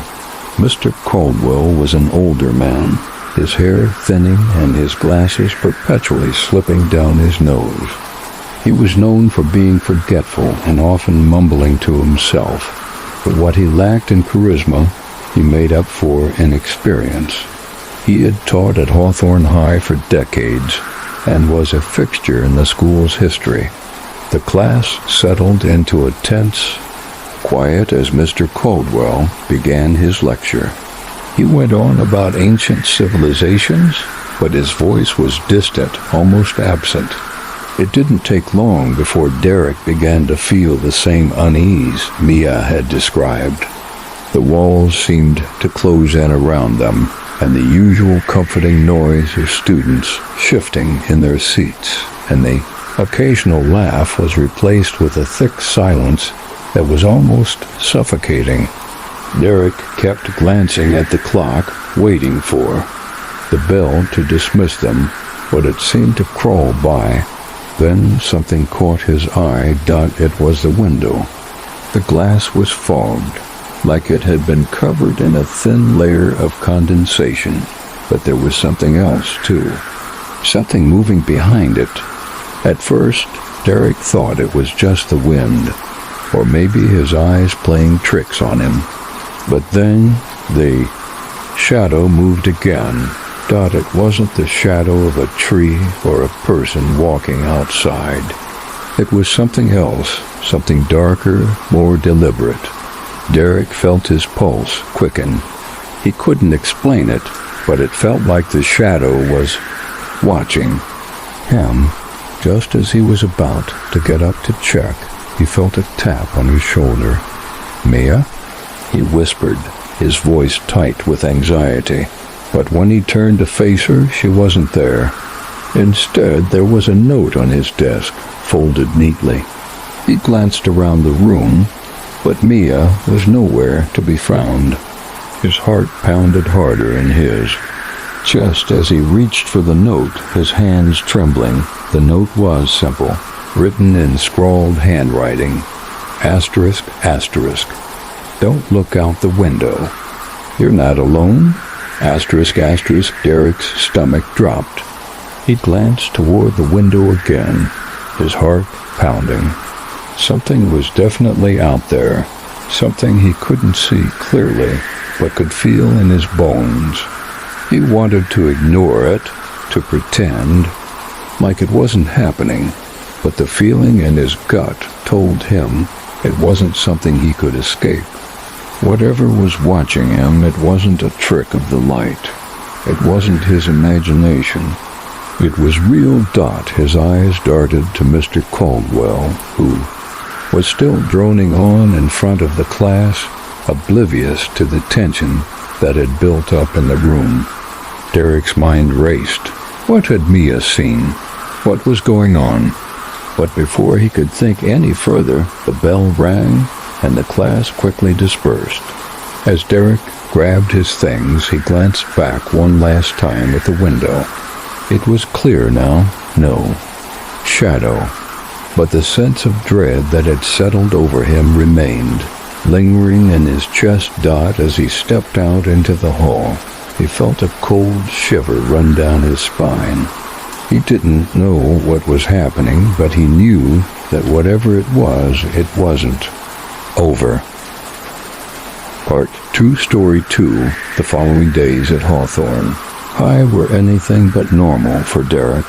The feeling of unease that had settled in his chest after that first day in room 207 never left.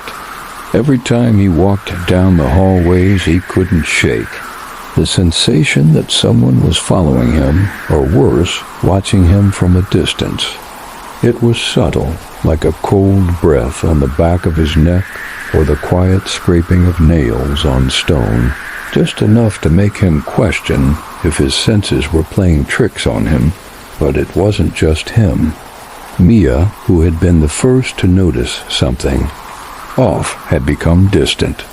She was quieter than usual, and Derek noticed that she would often glance nervously over her shoulder when they walked through the halls, as if she was expecting someone to jump out from behind the lockers.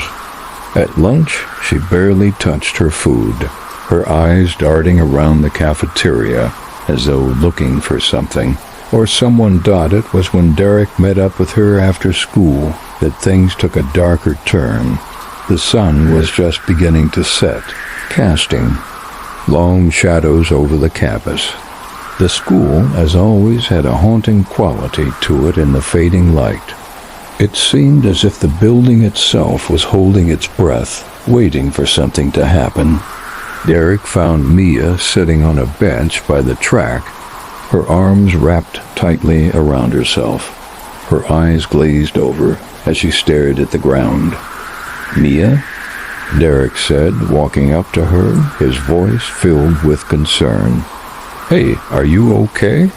She didn't respond at first, her hands twitching as if she was trying to hold herself together.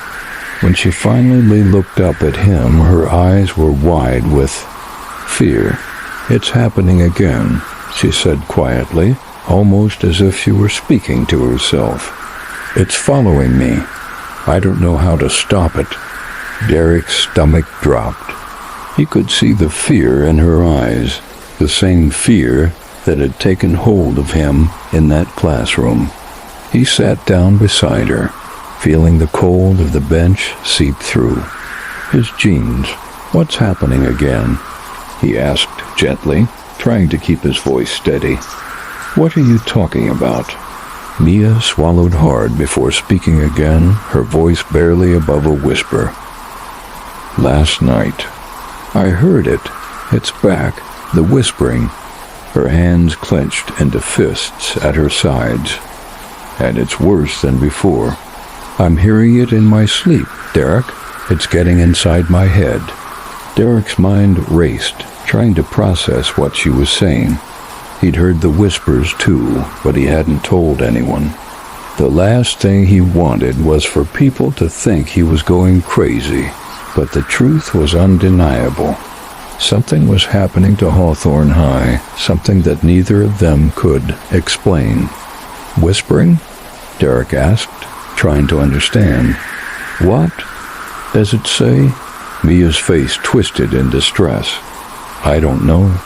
It's not like a voice I can understand. It's just like a sound that's coming from everywhere. I can feel it.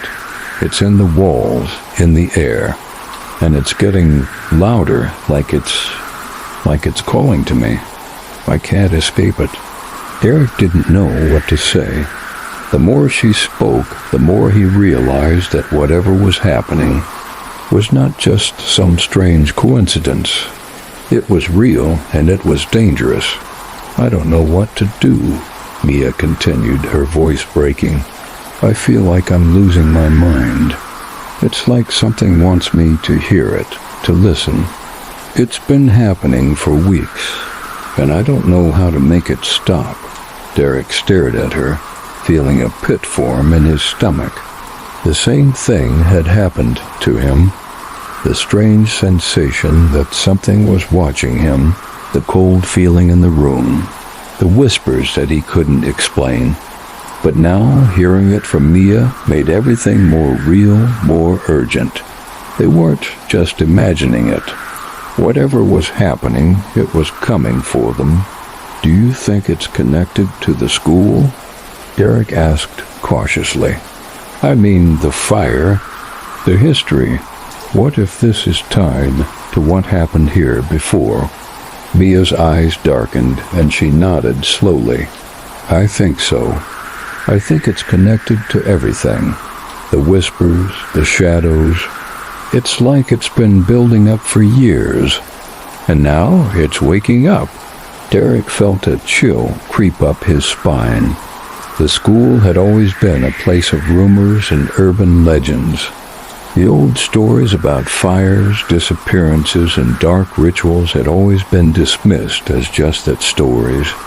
But now, with the whispers, the strange happenings, and the eerie feeling that seemed to permeate every inch of the school, Derek couldn't ignore the possibility that those stories were more than just tales to scare younger students.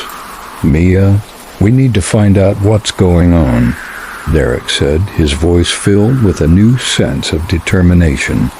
We need to figure out what happened here and why it's all coming back. Mia looked at him, her face pale and drawn, but she nodded. I don't think we have a choice, Derek. We have to stop it, before it's too late. The two of them stood up, the weight of their decision settling over them. There was no turning back now. Whatever was haunting Hawthorne High was not just a figment of their imagination. It was real. And if they didn't figure out what it wanted, it would consume them, just like it had consumed the others before them. As they walked toward the school's front entrance, the wind picked up, howling through the trees around the campus. The night seemed to stretch out before them, dark and oppressive. It felt like the shadows were closing in, like something was waiting for them to make the next move. And when they stepped through the doors of Hawthorne High once again, they could feel it. The whispers. They were waiting. Part 3, Story 2. The school felt different that evening. The usual buzz of student chatter was replaced with an unnerving silence that seemed to permeate every corner of the building. Derek and Mia moved cautiously through the halls, their footsteps echoing in the empty space. It was as if the building itself was holding its breath, waiting for them to make a mistake, to fall into whatever trap it had set for them. They had decided to return to room 207, the same room where everything had started, where Derek had first noticed the strange shadows, where Mia had first felt the whispers crawl under her skin. They had to face it. They had to find out what was causing the sinister atmosphere that seemed to be taking over Hawthorne High Dot as they approached the door to room 207. Derek felt a cold shiver run down his spine. The hallway around them seemed darker now, the lights flickering in a way that made it hard to focus. Every time the lights blinked, the room would momentarily disappear into shadows, and Derek would feel his stomach twist in fear. "You okay?" Mia asked, her voice barely audible. Derek nodded, though he wasn't sure he believed it himself. He was more afraid than he cared to admit. The building had never felt so alive with malevolence before. It wasn't just the dark stories and the haunted rumors anymore. It was something real, something that had taken hold of the school, and now it was holding them captive. They reached the door. Derek hesitated for a moment, his hand hovering over the handle. "Here we go," he muttered. Mia gave a tight nod. "Let's do this." With a deep breath, Derek turned the handle and pushed the door open. The classroom was exactly as they remembered it. Dust and cobwebs covered the desks, the chalkboard still marked with faded remnants of the last lesson. The room felt suffocating, as though the air itself was thick with something intangible, something waiting. Derek's eyes scanned the room, but nothing appeared out of place. It was just like any other abandoned classroom in an old, decaying school. The windows were covered in grime, and the light coming through them was dim and weak. The oppressive silence weighed heavily on them. Mia took a step forward, her voice shaking slightly. "It's so quiet." Derek didn't respond. His eyes locked onto the chalkboard in the front of the room. It was the same board they had seen before, with remnants of old lessons written in chalk. But now something new was scrawled across. The surface, something they hadn't noticed before. Asterisk, asterisk, you were never supposed to know. Asterisk, asterisk, the words were jagged and hurried, as if written by someone in a state of panic. The letters were uneven, the chalk marks so deep that they left scratches on the board. Derek's throat tightened as he stepped closer, his heart hammering in his chest. The whispers were back, louder than before, swirling around him, in his ears, in his mind. He reached out slowly, touching the surface of the chalkboard, and a cold shock shot through him. It wasn't just cold, it was wrong, like a jolt of electricity, like he had touched something far beyond the physical world. His hand recoiled, and the whispers escalated into a maddening crescendo. "What the hell is happening?" Mia whispered, her face pale as she stepped back from the board. Before Derek could respond, a loud bang echoed through the room, coming from somewhere deep within the walls. It was followed by another and then another, as if something or someone was pounding against the inside of the building. The sound reverberated through the entire classroom, making the walls shake and the floor creak beneath their feet. Derek's heart skipped a beat. "It's coming from below the basement," he said, his voice tight with fear. "The basement?" Mia repeated, her eyes wide. "Isn't it sealed off?" Derek nodded, but his thoughts were racing. The basement was off limits to students, locked up tight, the access doors bolted shut. They weren't supposed to even think about it.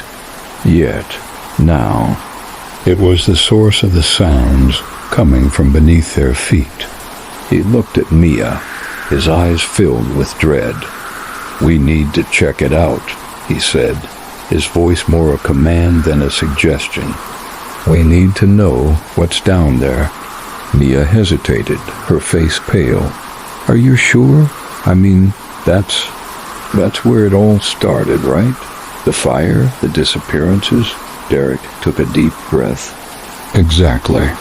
And whatever is going on here, whatever has been happening since we got back, it's all connected to that basement. It's the only place we haven't checked." Mia looked reluctant, but she nodded.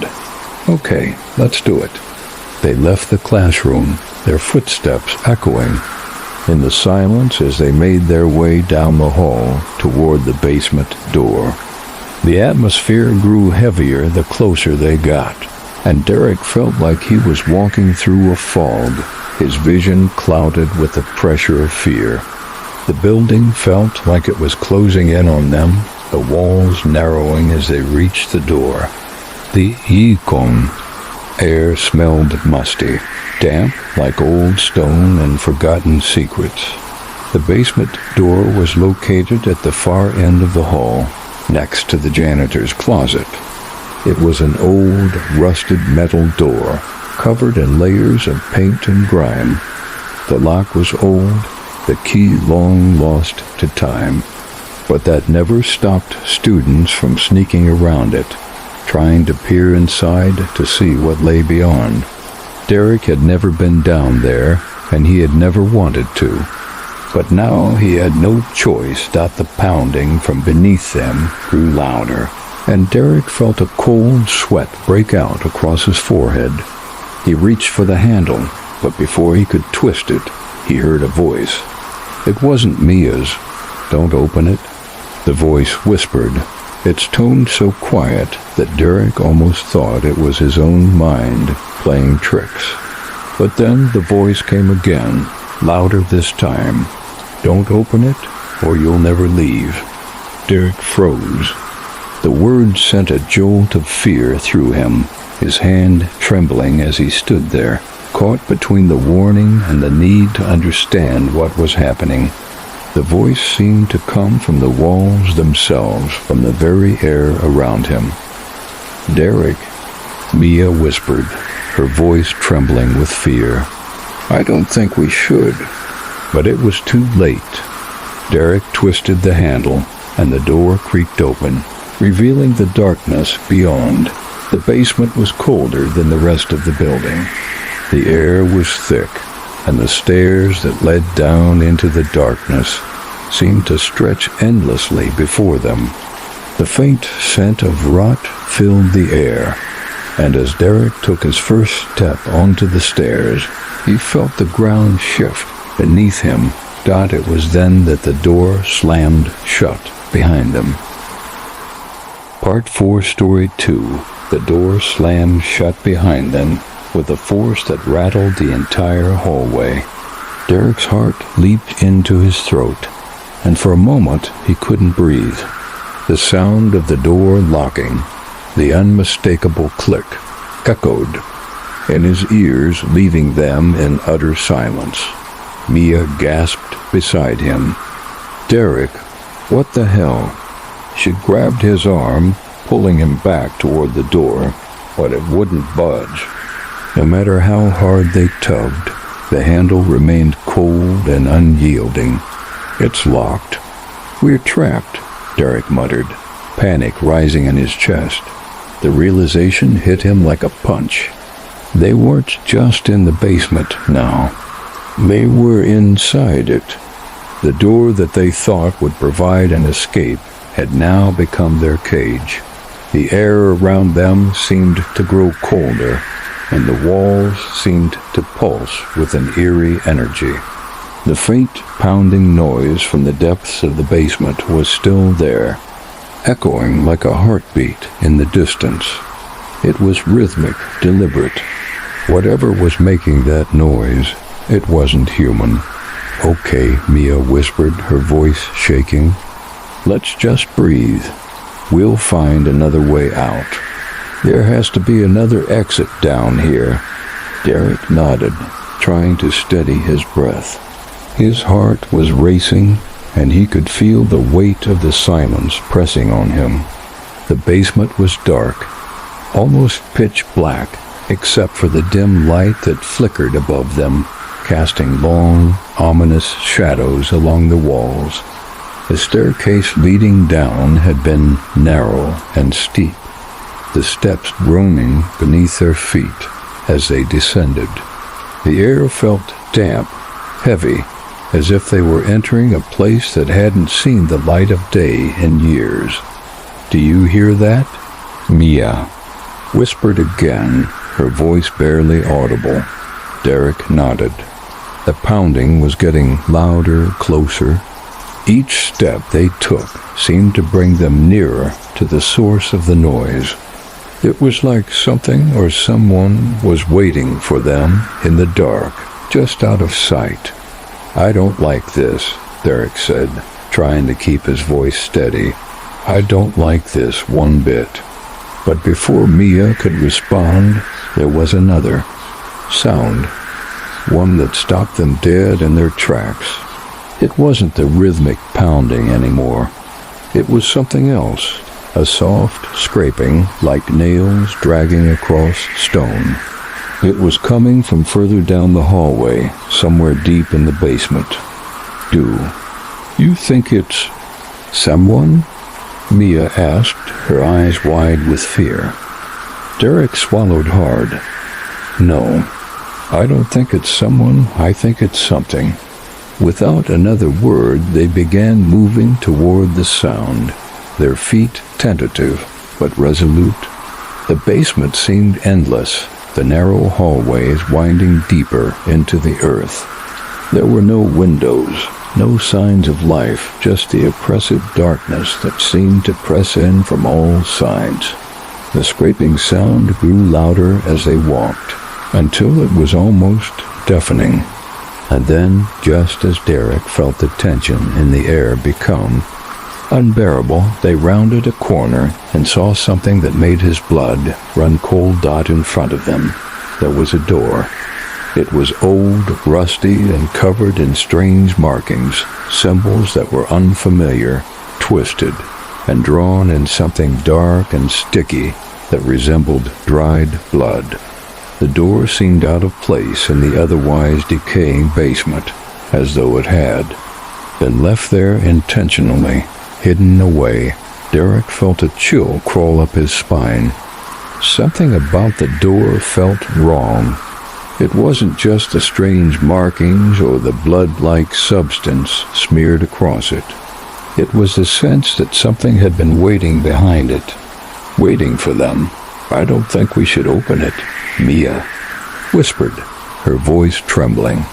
"I don't like the feeling of this." But Derek was already walking toward it, his feet moving against his will, as though something unseen was pulling him forward.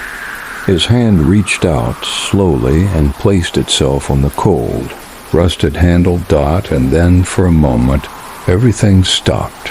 The whispers, the scraping sound, the pounding from earlier, it all faded into nothing. There was a perfect silence, a heavy stillness that seemed to envelop the room. The air was thick with a pressure that made Derek's head swim, and for a split second, he thought he might pass out. The door loomed in front of him, its handle cold beneath his fingers. "Mia," Derek breathed, his voice shaking. "I think we have to open it. We need to know what's in there." Mia hesitated, her face pale as she looked at the door with wide eyes. "Are you sure? I don't think it's a good idea." But Derek, almost against his own will, twisted the handle. The door creaked loudly, the sound echoing through the basement, like the groan of something ancient, something that had been disturbed. As the door slowly opened, Derek felt a wave of cold air rush out from the crack, so cold it almost took his breath away. Behind the door was a room unlike anything he had ever imagined. The walls were lined with shelves, each filled with old, tattered books, strange artifacts. and dust-covered objects that seemed to pulse with an unnatural energy. But it wasn't just the contents of the room that made Derek's stomach turn. It was the floor. The floor was covered in symbols, the same twisted, blood-red markings that had been smeared on the door. They were arranged in a large circular pattern, and in the center of the circle, something was laid out, something that made Derek's heart skip a beat. It was a body. The body was lifeless, pale and stiff, its skin drawn tight across its bones. It was lying in the center of the circle, surrounded by the symbols as if it had been placed there deliberately. The air around it felt thick, oppressive, like the very essence of death had settled in this room. And Derek knew in his gut that whatever had happened here, whatever had caused the school to fall into this unnatural state, was tied to this body, to this ritual. "What is this?" Mia gasped, her voice breaking as she took a step back, her face pale with shock. Derek couldn't answer. He was too stunned, too horrified to speak. But as his eyes locked onto the body, something else caught his attention. On the floor next to it, lying among the scattered pages of old books, was a small leather-bound journal.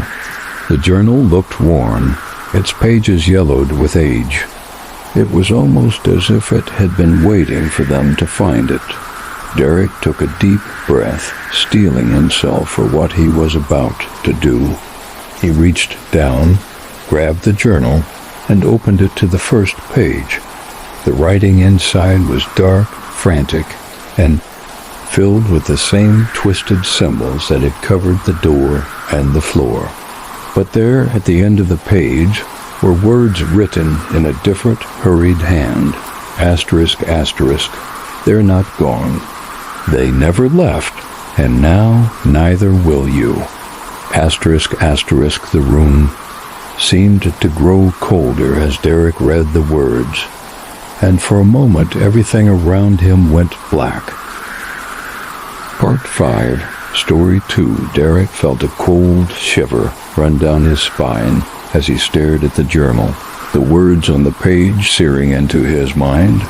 Asterisk, they're not gone. They never left, and now neither will you. Asterisk, the text seemed to pulsate, as if the paper itself was alive, vibrating with an energy that was too dark to comprehend. He swallowed hard, trying to steady his breath. The basement, the symbols, the body lying at the center of the ritual. Everything about the room felt wrong, as though they had stepped into something they weren't meant to understand. It was a place where time and reality bent, where the boundary between life and death had been shattered. Derek could feel it in his bones. This wasn't just some historical mystery they had stumbled upon. This was something far more sinister. Mia, still standing behind him, gasped as she too read the words in the journal. Derek ... What does it mean? What is this? What happened here? Derek shook his head, unable to answer. His mind was spinning, trying to piece together the scattered fragments of what they had uncovered. The whispers in the school, the pounding in the walls, the locked basement, it all connected, but in a way that defied logic. The fire, the disappearances, the cursed history of Hawthorne High, none of it made sense until now. But this journal, this ritualistic body, the cryptic message written in a frantic hand, it was too much. Before he could speak, a faint scraping noise filled the air again. It was distant at first, like a small sound barely noticeable in the thick silence of the basement. But then it grew louder, the sound of something dragging across the floor, coming from deep within the room, from the corner where shadows seemed to gather and twist. Derek's blood ran cold. He turned to Mia, his eyes wide with panic. "Mia, do you hear that?" Mia nodded, her face pale as she backed away from the center of the room. It's coming from over there," she whispered, pointing toward the far corner where the shadows appeared to shift unnaturally. Derek's gaze followed her finger, and his breath hitched in his chest as he saw something, or someone, standing there. At first, it was hard to make out through the shadows, but as his eyes adjusted, he saw the figure more clearly. A pale, emaciated form, hunched over in the corner, its eyes wide and unblinking, fixed on them. It wasn't human. Not anymore. The creature's skin was stretched tight over its bones, its face twisted in a grotesque snarl. Its long fingers scraped the floor, dragging itself toward them with a jerky, unnatural movement. A low, gurgling sound escaped from its throat, a sound so inhuman it made Derek's stomach churn. "We have to go," Derek said, his voice shaking with fear. Now, but Mia was frozen. She couldn't move, couldn't look away from the creature. Her breath was shallow, her eyes locked on the thing crawling toward them. And then, just as Derek reached for her, the creature spoke. Asterisk, "You shouldn't have come." Asterisk, the voice was hoarse and rasping, like dry leaves blowing in the wind. It was weak, but there was an undeniable malice in it, a sense that it had been waiting for them. Derek felt a chill settle in his bones as the creature slowly stood up, its limbs bending at odd angles as it faced them. Asterisk, "You are part of the ritual now." Asterisk, the creature hissed, its voice echoing in the room. Asterisk, "You are the final piece." Asterisk, Derek's heart skipped a beat. The final piece? What did it mean? Was this part of some twisted sacrifice? Was the ritual still ongoing, even after all these years? The creature's eyes locked onto Derek's. They were empty, hollow, as if the creature had long since lost any trace of humanity. "You've awakened it. Now you will join them." The air around them seemed to thicken, the shadows stretching toward the center of the room as if they were alive. Derek could feel the weight of the presence in the basement pressing down on him, suffocating him. The whispers were louder now, almost deafening, swirling around them like a storm. "Derek," Mia cried, her voice breaking through the chaos. "We need to get out of here." But Derek didn't know where to go. The basement felt endless, like a labyrinth with no way out. The door they had come through was now sealed tight, and every turn they made seemed to lead them deeper into the darkness. The creature was getting closer, its body dragging itself toward them with unnatural speed, and Derek could feel the ground beneath his feet beginning to tremble. The walls around them began to close in, the room shrinking as if the space itself was alive, closing off their escape. The air grew colder, frost creeping along the floor, the walls, the ceiling. It felt like they were being trapped in an ice-cold tomb. "Help!" Mia screamed, but her voice seemed to get swallowed up by the oppressive silence. Derek's mind raced. He couldn't think. He couldn't breathe. But something inside him snapped. He had to do something. They had to get out of there, without thinking. Derek grabbed the journal from the floor, clutching it in his hands. He didn't know why, but something told him that it held the key to whatever was happening here. The creature's eyes glinted, with something resembling amusement as it continued to drag itself toward them. "You think you can stop it?" The creature sneered, its voice dripping with disdain. "You are too late." Derek's heart hammered in his chest, but he took a step forward, holding the journal in front of him like a shield. "I don't care what you say," he shouted, his voice trembling. "I'm getting out of here. We're getting out of here." The creature paused, its eyes narrowing, and for a brief moment, everything stopped. The whispers ceased, the room fell silent, and for a split second, Derek felt as though the world was holding its breath. Then the creature hissed, a sound so shrill and painful that Derek had to cover his ears. "You cannot escape," it spat. "You have already sealed your fate."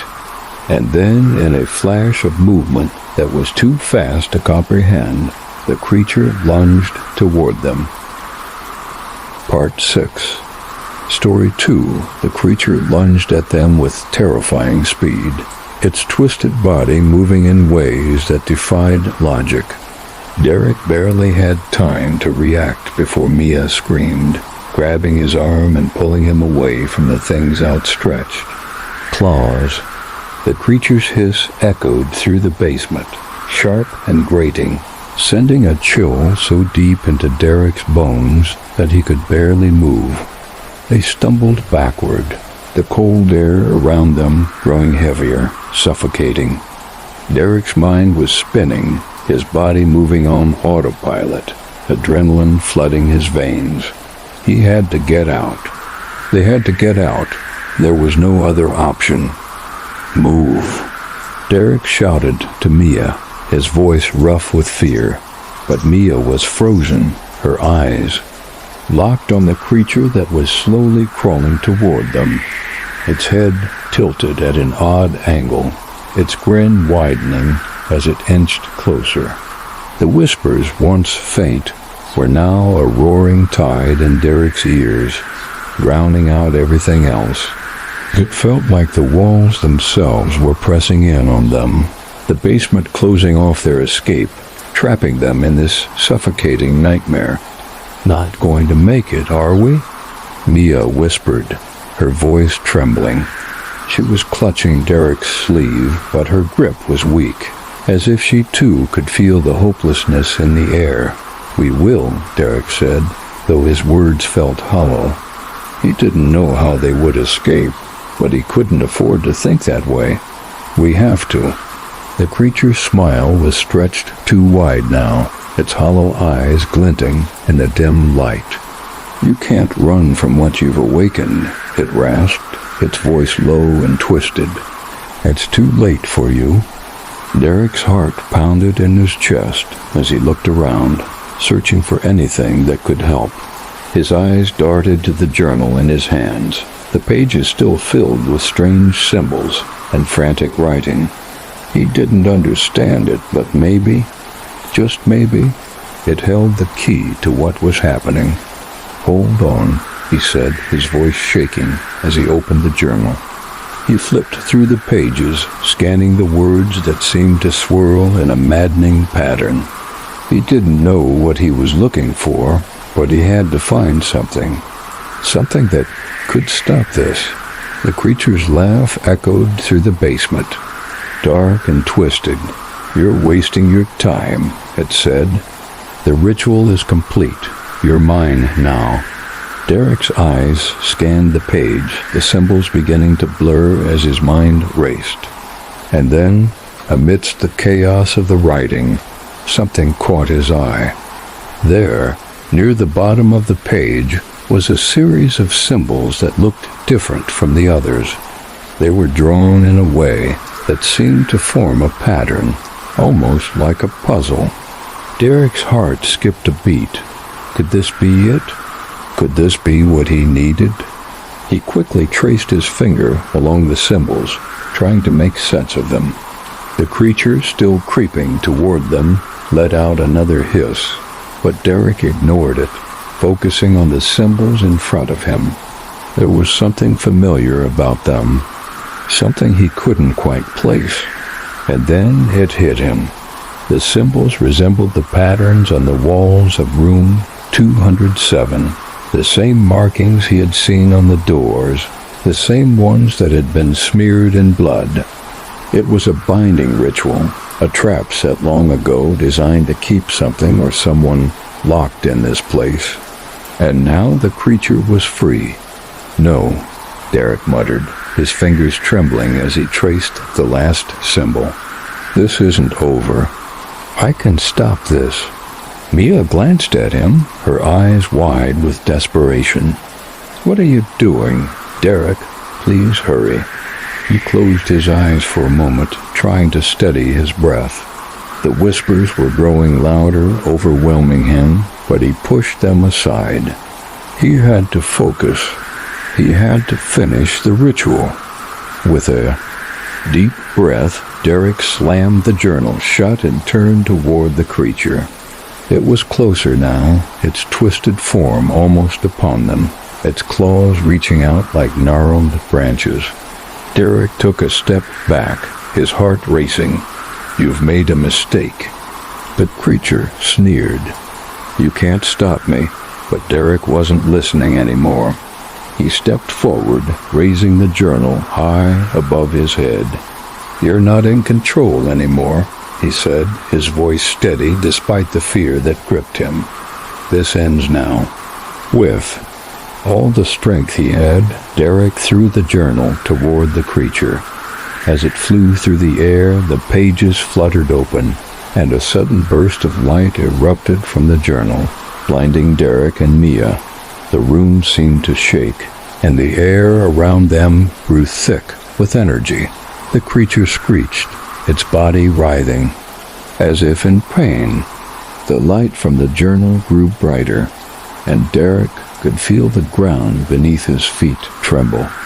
He couldn't see through the blinding light, but he could feel the creature's presence weakening, retreating into the shadows.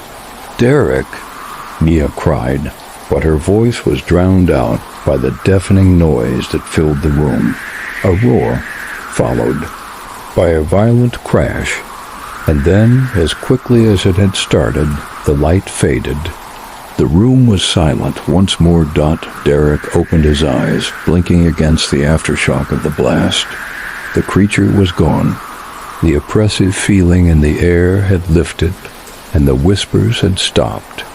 For the first time in what felt like forever, there was no sound, no movement. It was as if the world had gone still. Mia stood beside him, her eyes wide with disbelief. Did we do it? Derek didn't answer right away. He stood there, breathing heavily, trying to process what had just happened. Had they really stopped it? Or was this just another trick, another part of the ritual? But then, as he looked around the room, at the symbols that had once filled the walls with terror, at the bloodstains that had marred the floor, something became clear. It was over. For now, the room was still. The creature was gone. And though Derek knew it wasn't truly over, that something darker still lingered beneath the surface, for the first time, he allowed himself to feel a flicker of hope. We need to get out of here, Derek said, his voice hoarse. Now, together, they moved quickly toward the door. As they stepped out into the hallway, the feeling of suffocating dread began to lift. But Derek couldn't shake the thought that this was only the beginning. The creature may have been banished for now, but whatever evil had haunted Hawthorne High was not so easily destroyed. But for the moment, they were free, and that was enough. Part 8, Story 2, Derek felt his stomach twist as he read the last lines of the document. The fire had not destroyed the evil that had taken root within the walls of Hawthorne High. Instead, it had merely contained it, sealed it away, but left the door open, allowing the darkness to wait, to grow stronger. The ritual that had been meant to cleanse the school had failed, and now That same darkness was inching its way back into their lives. Mia stood beside him, her face pale as she absorbed the gravity of the words. "The door remains open," she repeated, her voice a whisper. That's why everything's been happening. The creature, the whispers, it's all connected." Derek's mind was racing, trying to piece together the scattered fragments of their nightmare. The creature, the strange occurrences, the locked basement, it was all part of the same curse. They had unknowingly stepped into a world far darker than they could have imagined, and now it was coming for them, pulling them deeper into its grip. "We have to finish it," Derek said, his voice tight with determination. "We need to close that door. Whatever it is, whatever's waiting, we have to stop it before it's too late." Mia nodded, her hands trembling as she glanced nervously around the room. "But how? How do we close it? The ritual didn't work the first time. How are we supposed to fix something that's already broken?" Derek swallowed hard, his mind still grappling with the weight of the revelation. The fire had been meant to cleanse the school, to rid it of the evil that had been festering there for years, but instead it had simply released it. And now the darkness was growing stronger, feeding off their fear, their curiosity. They had unknowingly awakened it, and now they were paying the price. "I don't know," Derek admitted, "but we have to try." They stared at the document, in silence, both of them struggling to comprehend the magnitude of what they were up against. The room felt colder now, the air heavy with the oppressive weight of the curse that had hung over the school for so long. The darkness had always been here, waiting, hidden in plain sight. And now that it was awake, there was no telling how far it would spread. "We need to go back to the basement," Derek said, his voice low and steady. "That's where it all started. That's where we can stop it." Mia looked at him, her eyes wide with fear. "The basement? Derek, we barely made it out of there alive last time. What if it's worse now?" "We don't have a choice," Derek said firmly. "Whatever's in that basement is the key. We have to find it, the source of the darkness. If we don't, it'll keep coming. It won't stop until we're all consumed." Mia hesitated, fear and doubt clouding her expression, but she nodded. "Okay, let's do it."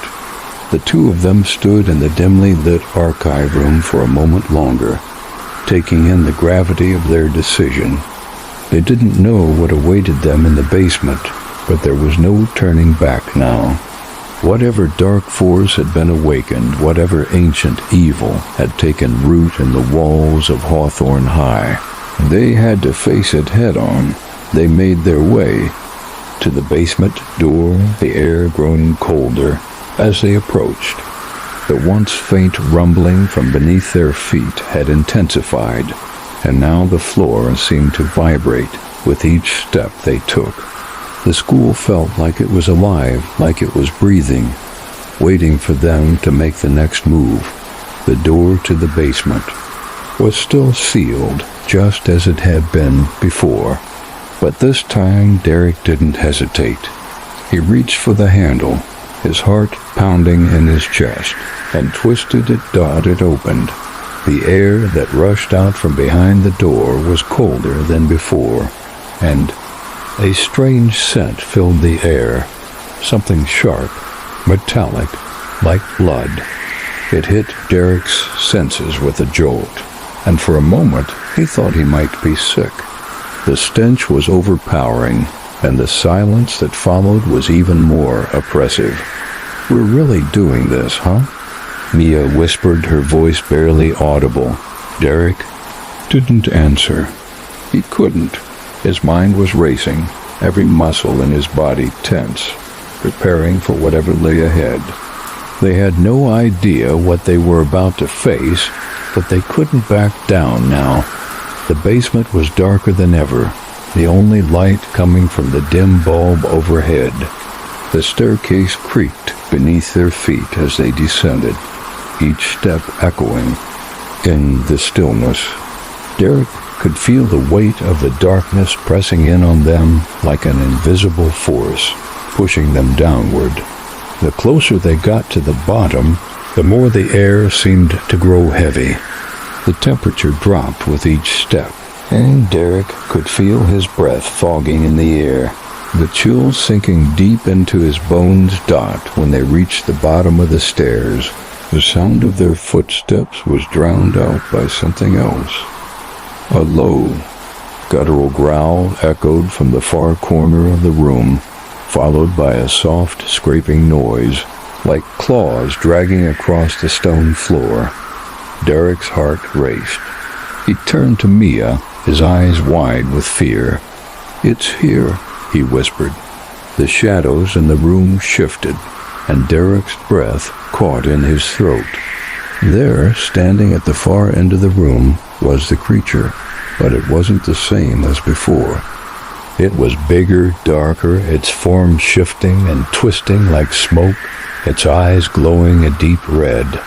The creature was no longer bound by the ritual. It had broken free, and now it was coming for them.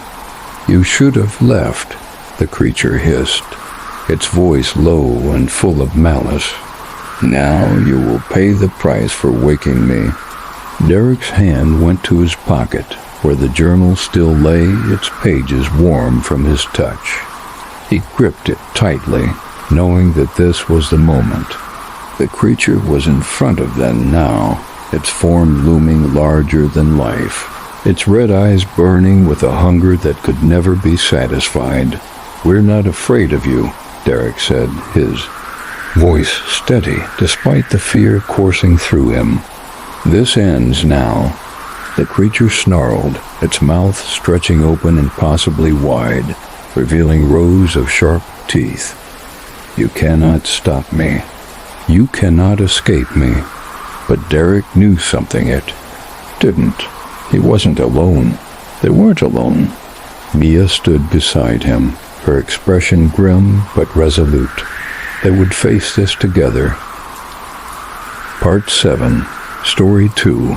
The basement door creaked shut behind them as Derek and Mia emerged into the hallway. The heavy silence in the air feeling almost like a breath held too long. They both stood there for a moment, their backs against the cold walls, as if afraid to move, afraid that if they did, the nightmare would start again. They listened carefully, straining for the sounds of the creature's return, the pounding, the scraping, but all that filled the air was the oppressive stillness of Hawthorne High. "Derek?" Mia's voice broke the silence, quiet and shaking. She was standing close to him, her face pale, her body tense. "Is it really over?" Derek didn't know how to answer. He felt the weight of the question pressing down on him, but the truth was, he wasn't sure. The creature had been vanished, that much was clear. The ritual had been interrupted. The dark force that had twisted Hawthorne High's very foundation had been broken, or so they hoped.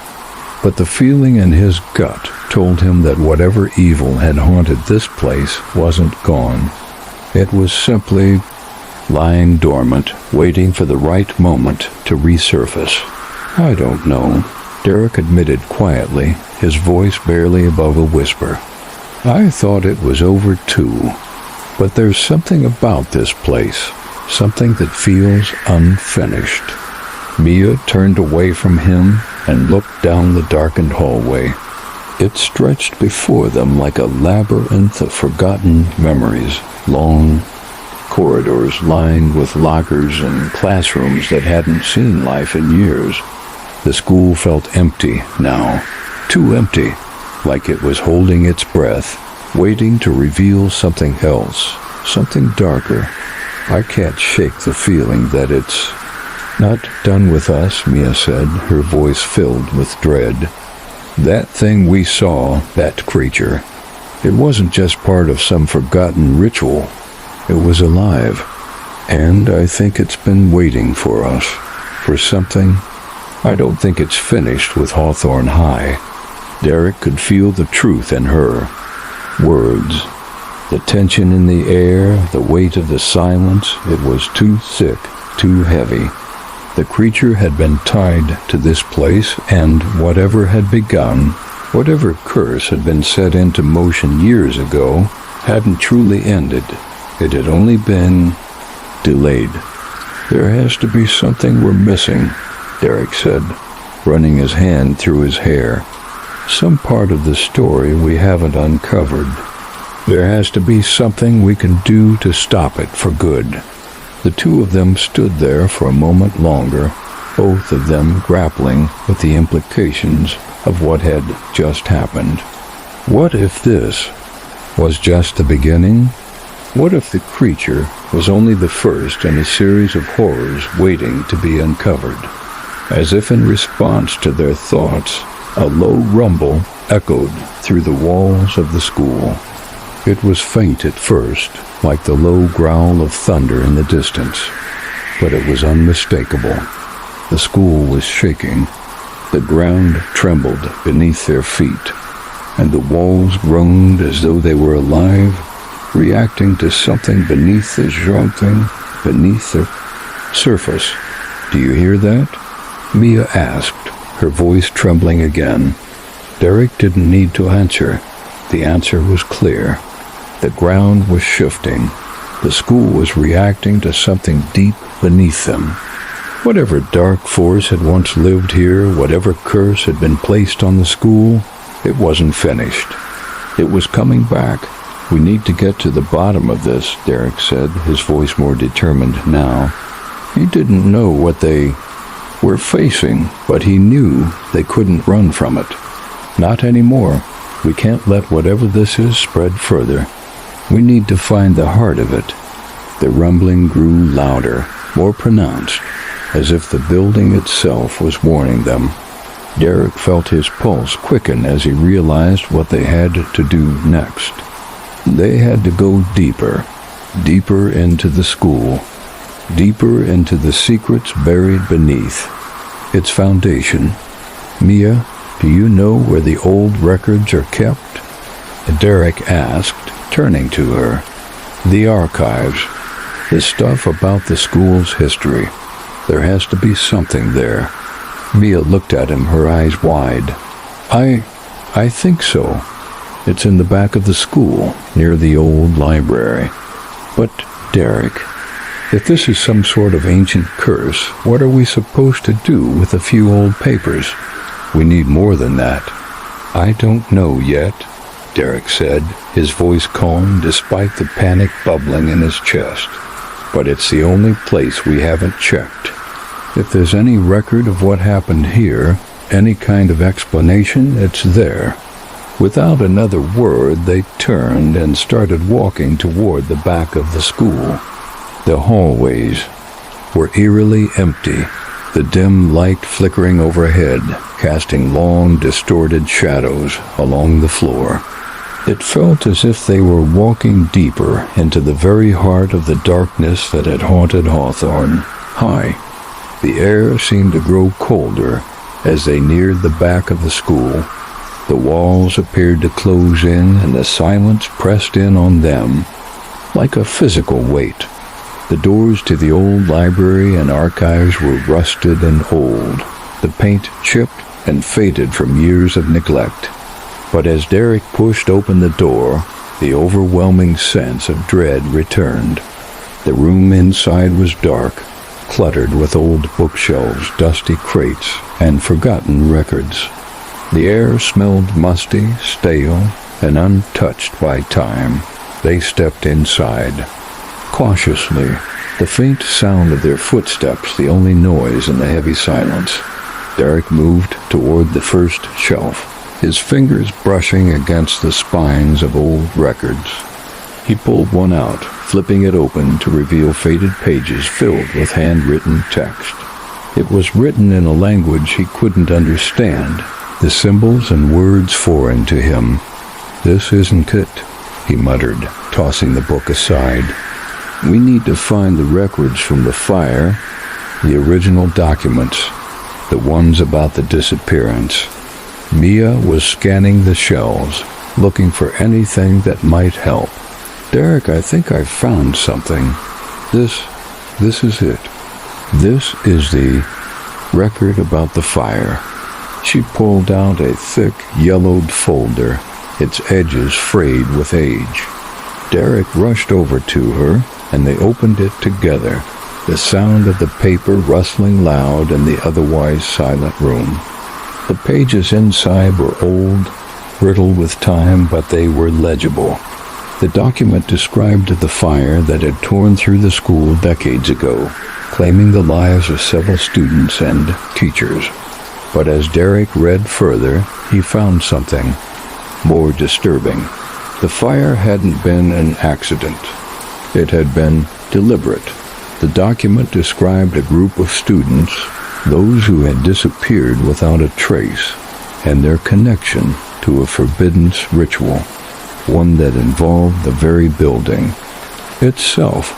The fire had been meant to cleanse the school, to rid it of the dark energy that had festered there for years. But the ritual had gone wrong, and the students who had taken part in it had been consumed by the darkness. The last page of the document contained a warning, written in frantic handwriting. Asterisk, asterisk. The ritual was incomplete. The door remains open. The fire has not consumed it. It waits. Asterisk, asterisk. Derek's heart sank. The ritual had failed, and whatever had been awakened in the fire was still there, waiting to come back. Part 9, Story 2. The creature's hiss echoed through the basement like a sickening whisper, reverberating off the stone walls.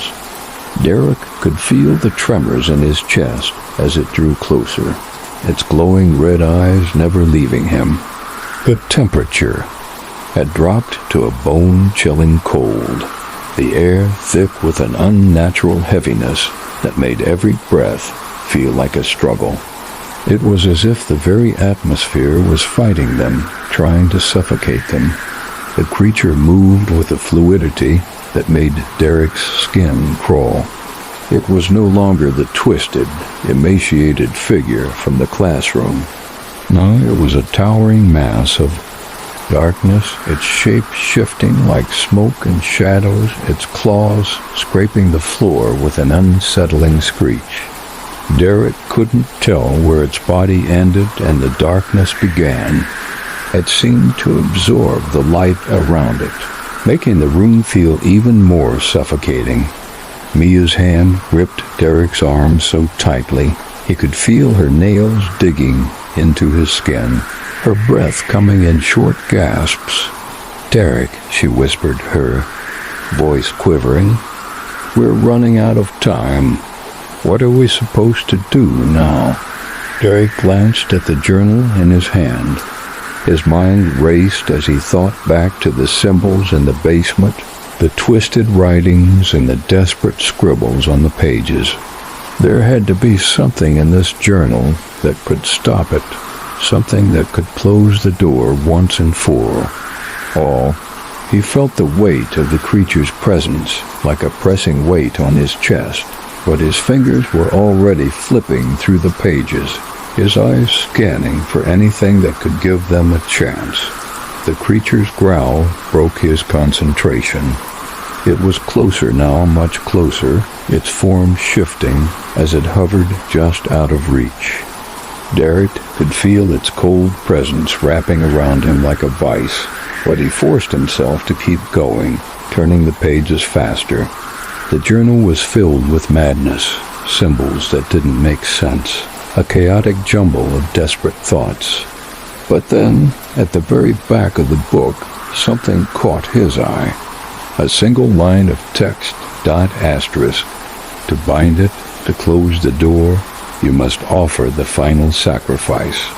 The ritual must be completed by the one who opened it. Asterisk, Derek's heart stopped. A final sacrifice? His throat tightened. He didn't fully understand what it meant, but the words were unmistakable. He was the one who had opened the door, the one who had unwittingly broken the seal. If they were to close it, if they were to stop the creature, it meant that one of them, he, would have to pay the price. Derek, Mia's voice broke through his thoughts again. What is it? What does it say? Her voice was filled with desperation, but Derek didn't answer immediately. The realization was sinking, and he couldn't let her do it. He couldn't ask her to make that sacrifice. But what other choice did they have? The creature was only getting closer, its presence growing more and more suffocating, like it was feeding off their fear, growing stronger with every passing second. Derek started, his voice thick. I think I know what we need to do. Mia looked at him, confusion and fear written across her face. What do you mean? Derek, whatever we do, we need to move fast. The creature was almost upon them now, its jagged teeth gleaming in the dim light as it bared its smile, its eyes glowing brighter. It seemed to be taunting them, savoring their fear, knowing they were running out of time. Derek looked down at the journal one last time. There was no choice. He had to do it. He had to complete the ritual. I think I have to be the one, Derek said, his voice low and filled with a resigned understanding. Mia's eyes went wide. No, Derek, you don't know what that means. What if I opened the door? Derek interrupted, his voice firm despite the fear that gripped him. It's my responsibility. I'm the one who disturbed it. If there's a way to close it, I have to do it. Mia shook her head frantically. You can't. Please, Derek, there's got to be another way. I can't lose you. I won't lose you. But Derek stepped forward, his gaze steady and determined. The creature's growl was growing louder, almost deafening, but Derek didn't flinch. We don't have time, Mia. This is the only way. If I don't do this, it'll never end. We'll never get out of here. The creature took a step closer, its claws scraping against the floor, its grin widening. You think you can stop me with your words? It sneered. You cannot escape. Derek reached out and placed the journal on the ground. He didn't know what he was doing, but the words of the ritual were clear in his mind.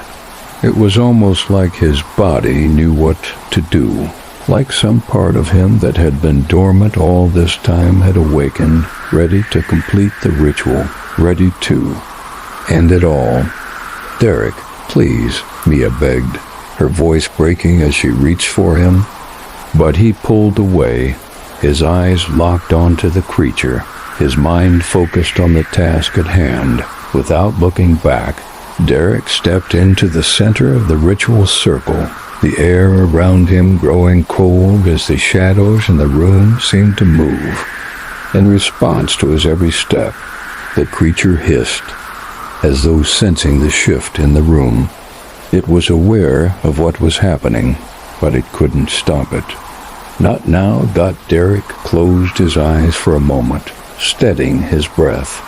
He focused on the journal, on the words he had read, on the sacrifice that was required. The shadows around him seemed to grow thicker, suffocating him, but he embraced it. The sacrifice was not just his life. It was the darkness itself. He had to take it in, to absorb it, to become the vessel that would close the door forever. With a deep breath, Derek whispered the words of the ritual. His voice was low, but each syllable felt like it had power, like it was drawing the darkness toward him. The temperature in the room dropped, the shadows swirling faster around him, closing in like a vortex. His hands shook, but his mind was clear. He could feel the weight of the darkness pressing down on him, but he didn't pull away. He embraced it. The creature screeched, its voice filled with fury as it lunged toward Derek, its claws outstretched. But before it could reach him, the shadows around Derek exploded outward in a burst of blinding light. The force of the energy pushed the creature back, and for a moment, Derek could hear nothing but the deafening roar of wind. When the light faded, the creature was gone. The shadows in the room had receded, and the air felt lighter, less suffocating. Derek fell to his knees, his body drained, but he didn't care. It was over. Mia rushed to his side, her face filled with concern. "Derek, are you okay?"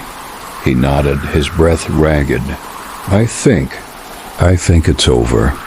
For the first time since they'd entered Hawthorne High, the air felt clear. The oppressive weight that had hung over them was gone, replaced by a profound silence. The creature, the darkness, the evil that had haunted them for so long, it was gone. For good. Derek and Mia sat in the center of the room, both exhausted, but both alive, and for the first time, they could breathe. Part 10, Story 2. The silence in the basement was almost overwhelming, the weight of the moment pressing down on Derek and Mia like an invisible force. The creature was gone. The darkness that had plagued Hawthorne High for so long had finally been sealed away. But even as the air grew lighter, a lingering sense of unease remained, as though the echoes of the past could never truly be erased. Derek sat on the cold stone floor, his body aching, his mind racing. The light that had exploded outward from the ritual had been blinding, the force of it pushing the creature back into the shadows. But now that it was over, a deep exhaustion seemed to wash over him, draining him of all energy. The fight was over, but the cost was more than he could fully comprehend. Mia sat beside him, her hands trembling as she wiped away the tears that had been silently falling down her cheeks. She had been scared, terrified, just as he had been. But now there was a sense of relief, tempered with the haunting reality of everything they had faced. "Derek," she whispered, her voice soft but filled with emotion. We did it. It's over." Derek looked at her, his eyes tired but resolute. "For now," he replied, "but I can't shake the feeling that this place, this school, still has something left to give." Mia frowned, her brow furrowing in confusion. "What do you mean?" "We finished the ritual. We sealed it away." "I know," Derek said, his voice distant, "but this school, there's so much darkness. Here, it's like something's been growing in the shadows, feeding off everything that's happened here. And I don't think that will go away just because we closed the door." Mia was silent for a moment, digesting his words. "So what now? Do we tell someone? Do we even tell anyone what happened here?" Derek glanced around the basement, the remnants of the ritual circle still visible on the floor, the symbols still faintly glowing in the cracks of the stone. He didn't know what to say. Part of him wanted to tell the world what they had experienced, to warn people about the horrors they had faced. But the other part of him, the part that had lived through it all, knew the truth. No one would believe them. "The world isn't ready for this," Derek said softly. "No one would believe what happened here, what we've seen. It's better if we just leave it behind. Let this place stay buried." Mia nodded slowly, though her expression remained conflicted. But what about us? What about what we went through? What we almost lost? Derek looked at her, his gaze softening. We survived. That's all that matters now. He stood up, slowly feeling the weight of his actions press on him like an anchor. The basement felt colder now, emptier, as if the very energy that had once filled it was leaving, dissipating into the void, never to return. But something still lingered, a final warning, a lingering echo of everything that had come before. Come on, Derek said, holding out his hand. Let's get out of here. Mia took his hand, her grip tight as they made their way to the stairs, the faint sound of their footsteps echoing in the silence. When they reached the top of the stairs, Derek hesitated for a moment, looking back toward the darkened basement. He didn't know why, but something told him that whatever evil had once taken hold of the school was still here, somewhere, waiting to rise again. And yet, for the first time in weeks, he felt a flicker of hope. They left the basement, the door closing behind them with a finality that made it feel as though the entire school was breathing a sigh of relief.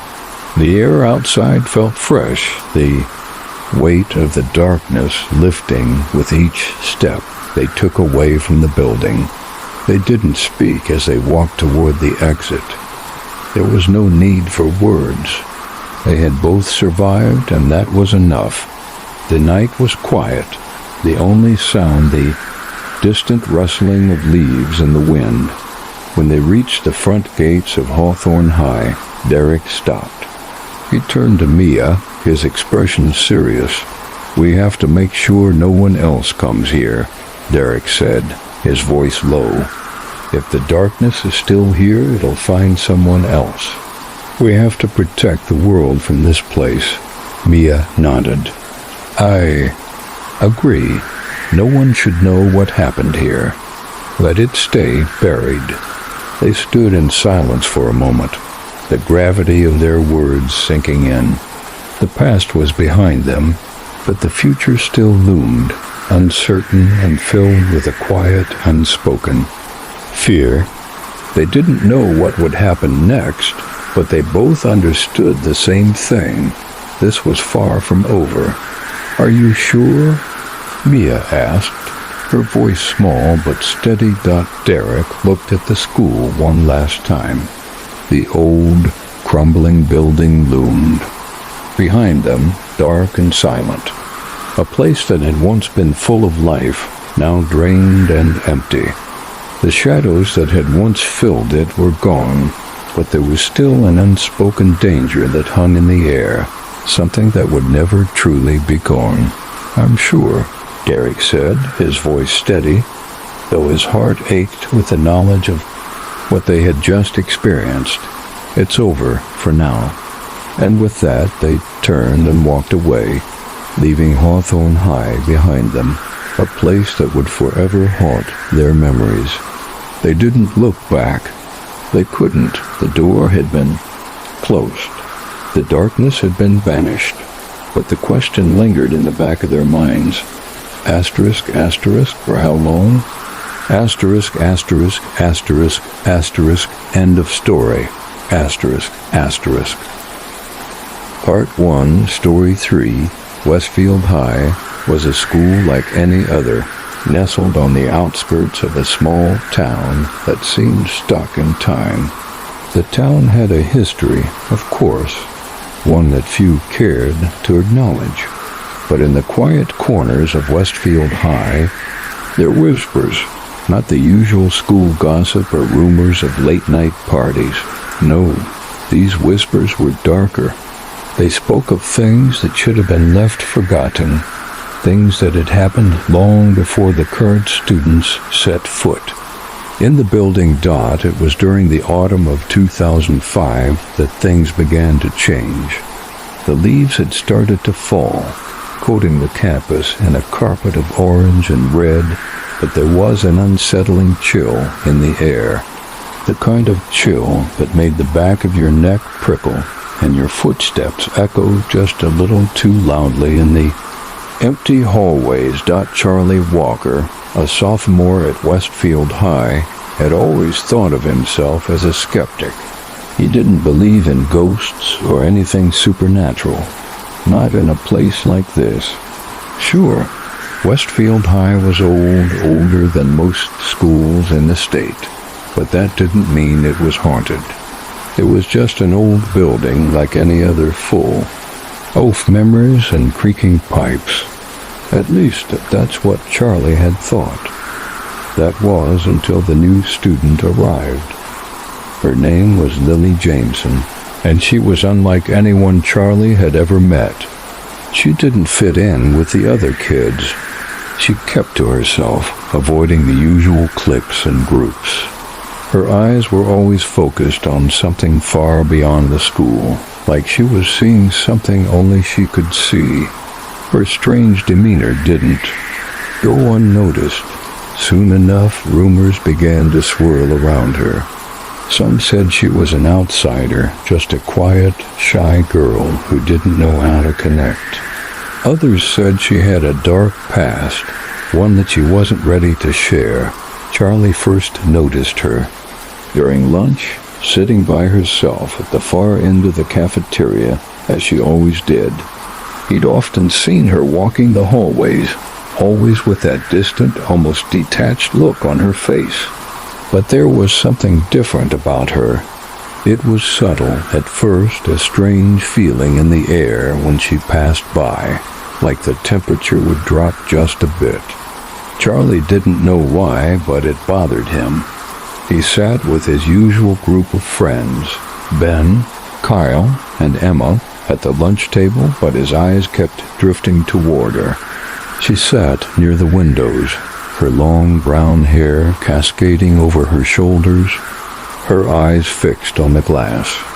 It was as if she was waiting for something, her expression unreadable. "Man, that girl is weird," Ben said, nudging Charlie with his elbow. "Have you seen her? Always sitting alone like that. She doesn't talk to anyone. I swear she gives me the creeps." Charlie didn't respond right away, still watching Lily. "She's just quiet," he finally said, trying to brush off the discomfort in his gut. "People are just making things up." "Yeah, but you gotta admit, there's something off about her," Kyle chimed in, his voice low. "I heard she transferred here from some other school. Weird things happened there. Nobody knows for sure, but..." Charlie's attention snapped back to the conversation, but something about Kyle's voice made him uneasy. He didn't like how the tone of the room had shifted. It was like the conversation had turned from casual gossip into something more serious. Emma, who had been quiet up until now, cleared her throat and leaned forward, her voice barely above a whisper. "I heard some things, too, from the teachers. They said Lily had a strange history. There were rumors about her family, about something that happened at her old school. No one ever talks about it, but it's like she's running from something." Charlie frowned, his curiosity piqued. "What do you mean, running from something?" Emma looked around the table, her eyes darting nervously. "I don't know the full story, but I heard that at her old school, well, something happened. Something bad. They say she's connected to it, but no one will tell you what it was." Before Charlie could ask more, the bell rang, signaling the end of lunch. He stood up, distracted, his mind racing with questions about Lily and her mysterious past. Something about her didn't sit right with him, but he couldn't put his finger on it. As the students filed out of the cafeteria, he caught one last glance at her. She was staring out the window again, her face expressionless, lost in thought. But this time, something in her posture was different. There was an intensity to it, A feeling that she was waiting for something, or someone. Charlie shook the thought from his head. It's just a weird rumor, he muttered to himself. But as he made his way to his next class, he couldn't shake the feeling that something about Lily was connected to the strange occurrences he'd heard about around school.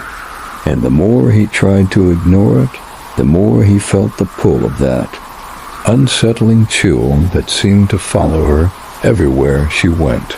Later that afternoon, during the last period of the day, something happened that would change everything. It was the kind of thing that, if Charlie hadn't witnessed it himself, he wouldn't have believed. He was in history class when it occurred, a class that was normally quiet and uneventful. But today, as the bell rang and the students settled into their seats, the lights flickered above them, casting a strange, eerie glow on the room. It wasn't the usual malfunctioning light. This was different. The flicker seemed deliberate, almost timed. And then there was a sound. It started as a low hum, almost imperceptible, like the sound of an engine in the distance. But it grew louder, until it was filling the entire classroom, reverberating in Charlie's chest. He looked around, but no one else seemed to notice. The teacher continued speaking as if nothing was wrong, but Charlie couldn't focus on the lesson anymore. He stood up, his heart racing as the hum grew louder, more insistent. His eyes found Lily's desk at the back of the room. She wasn't sitting there. Her seat was empty. And then his breath caught in his throat. At the front of the room, behind the teacher, he saw her. Lily was standing in front of the blackboard, but she wasn't facing them. She was staring at something on the other side of the room, something none of them could see. Her eyes were wide, unblinking, and for the first time, Charlie saw something else. A shadow, a dark figure, was standing behind her, its outline barely visible in the dim light. And then, in a voice that was not her own, Lily whispered, "They're coming." Part 2. Story 3. The classroom was silent as Charlie's heart thundered in his chest. His gaze locked onto Lily, who stood at the front of the room staring at nothing. The hum was louder now, reverberating through the walls like an unseen force pulling at the very fabric of reality. For a split second, everything seemed to freeze. It was as though time itself had stopped, held in place by the eerie atmosphere that now filled the room. And then, just as suddenly as it had started, the hum stopped. The silence that followed was suffocating. Charlie's breath caught in his throat as he stood frozen, his mind struggling to comprehend what he had just seen. Lily had stopped whispering, but the strange, unearthly look in her eyes remained. She was still standing in front of the blackboard, her back to the class, her hands hanging limp by her sides. But something had changed. It wasn't just the strange feeling in the air or the coldness that had settled over the room. It was the look in Lily's eyes.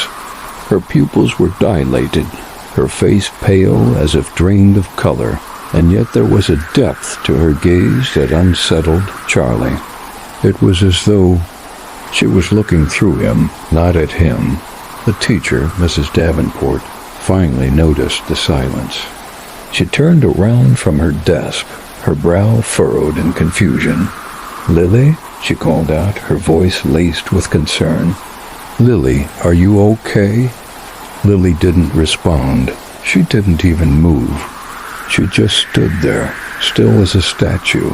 Charlie felt a strange impulse. Something tugged at him, a sense of urgency to do something, anything, to break the spell that had descended upon the room. But before he could make a move, Lily slowly turned her head, Her eyes locking onto his dot for a split second, Charlie thought he saw something not human. Her eyes were black, entirely black, without any sign of a white pupil.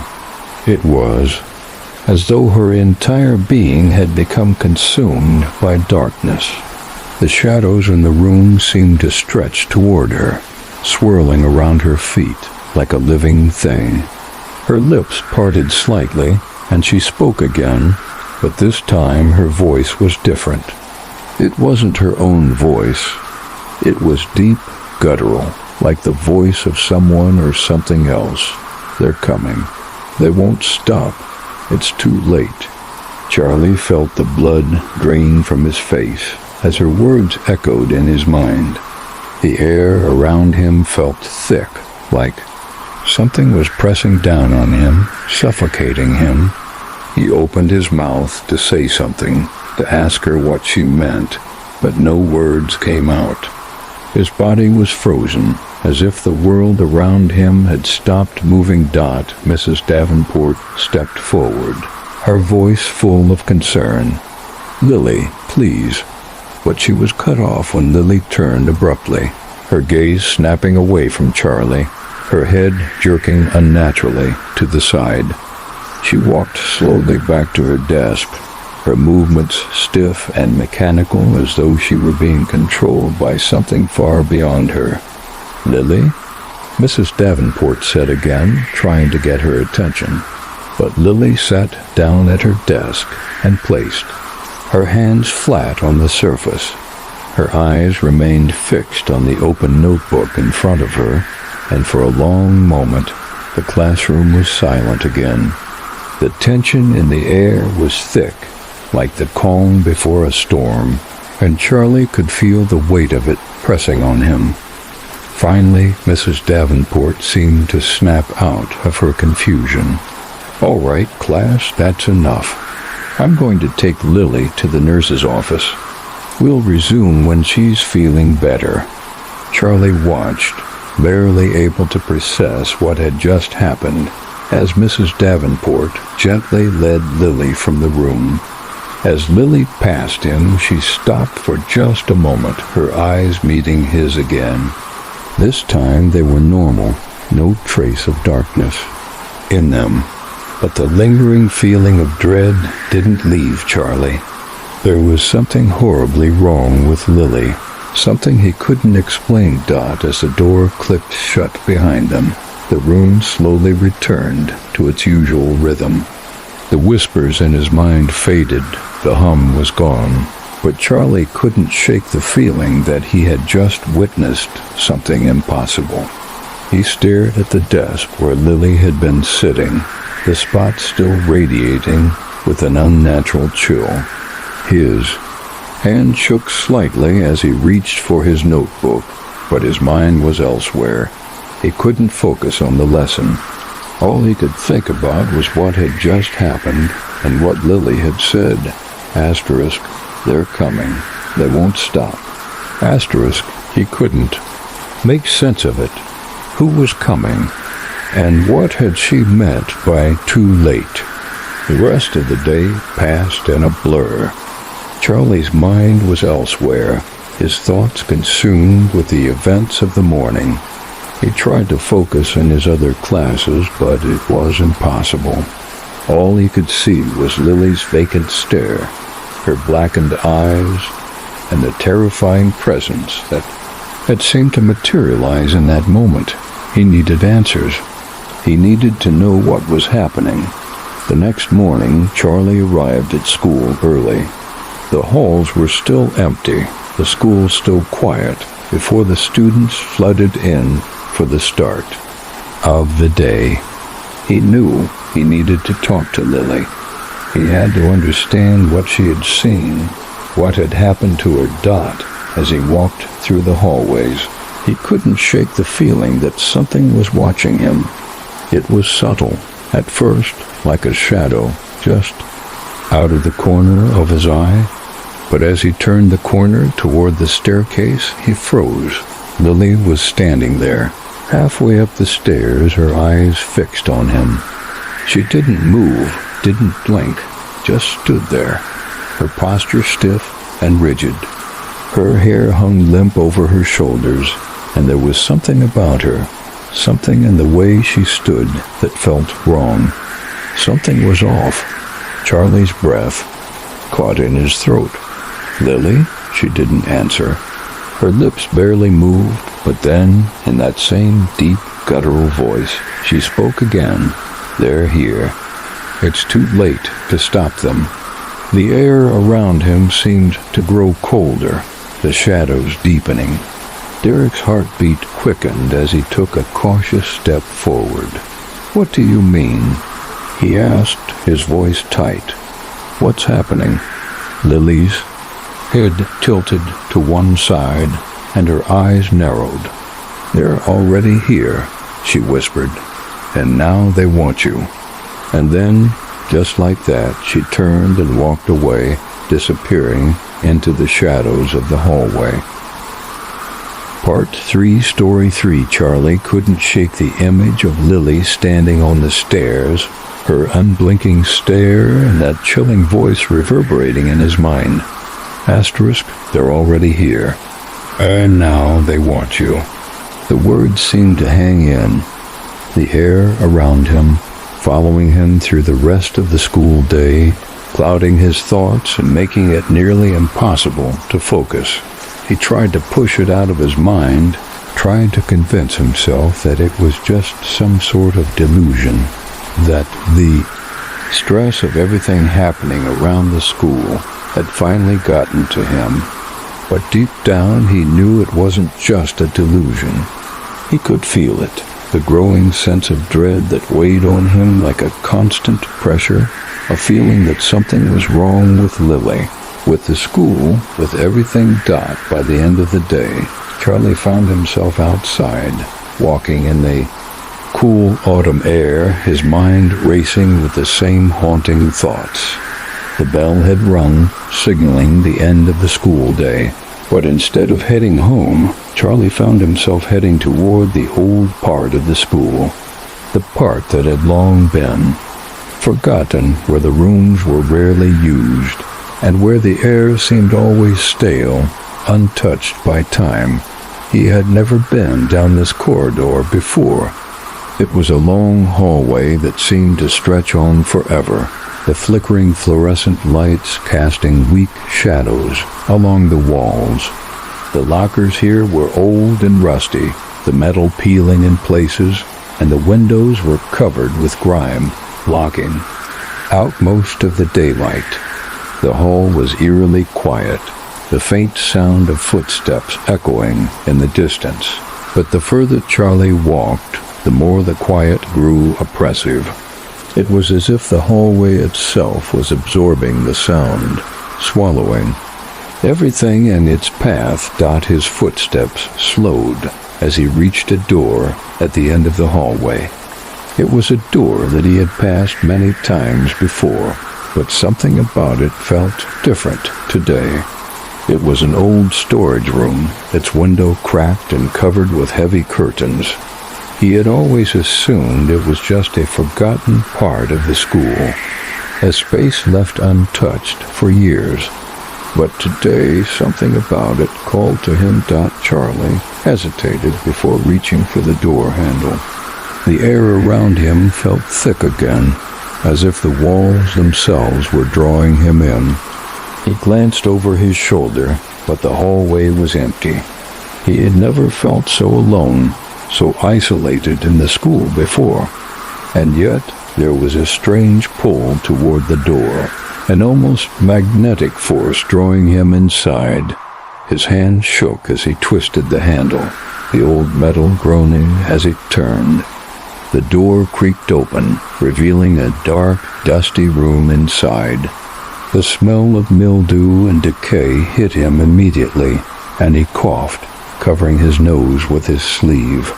As his eyes adjusted to the dim light, he saw that the room was filled with old furniture, chairs stacked on top of each other, desks leaning against the walls, piles of forgotten papers scattered across the floor. But something was different about the room. There was an unnatural coldness to the air, a heaviness that seemed to cling to the very walls. Charlie took a cautious step inside, his breath coming in shallow gasps. He had no idea why he was here, why the room had drawn him in, but he couldn't shake the feeling that it was somehow connected to everything that had been happening. And then he saw it dot at the far end of the room. Tucked away behind an old, overturned desk was a large wooden box. It looked out of place in the otherwise abandoned room, its surface worn and covered in strange symbols. Charlie's breath caught in his throat as he stepped closer, the hair on the back of his neck standing on end. The box was like nothing he had ever seen before, and he couldn't explain why, but it seemed familiar, as though he had seen it in a dream. He knelt down in front of the box, hesitating for a moment before reaching out to touch it. The wood was cold beneath his fingers, the symbols etched into the surface feeling almost alive. As his hand made contact, a sudden surge of energy shot through his body, and he recoiled instinctively, his heart racing. Asterisk, what is this? He thought, his mind swimming with confusion and dread. There was no time to think, no time to process what was happening. The ground beneath him began to shake, faint tremors spreading throughout the room. The temperature dropped instantly, and Charlie could see his breath fogging in the air. The faint hum from the hallway started again, a low vibration that seemed to reverberate from the walls themselves. The box? It was alive. It was breathing. Charlie stepped back, his pulse pounding in his ears as he tried to steady himself.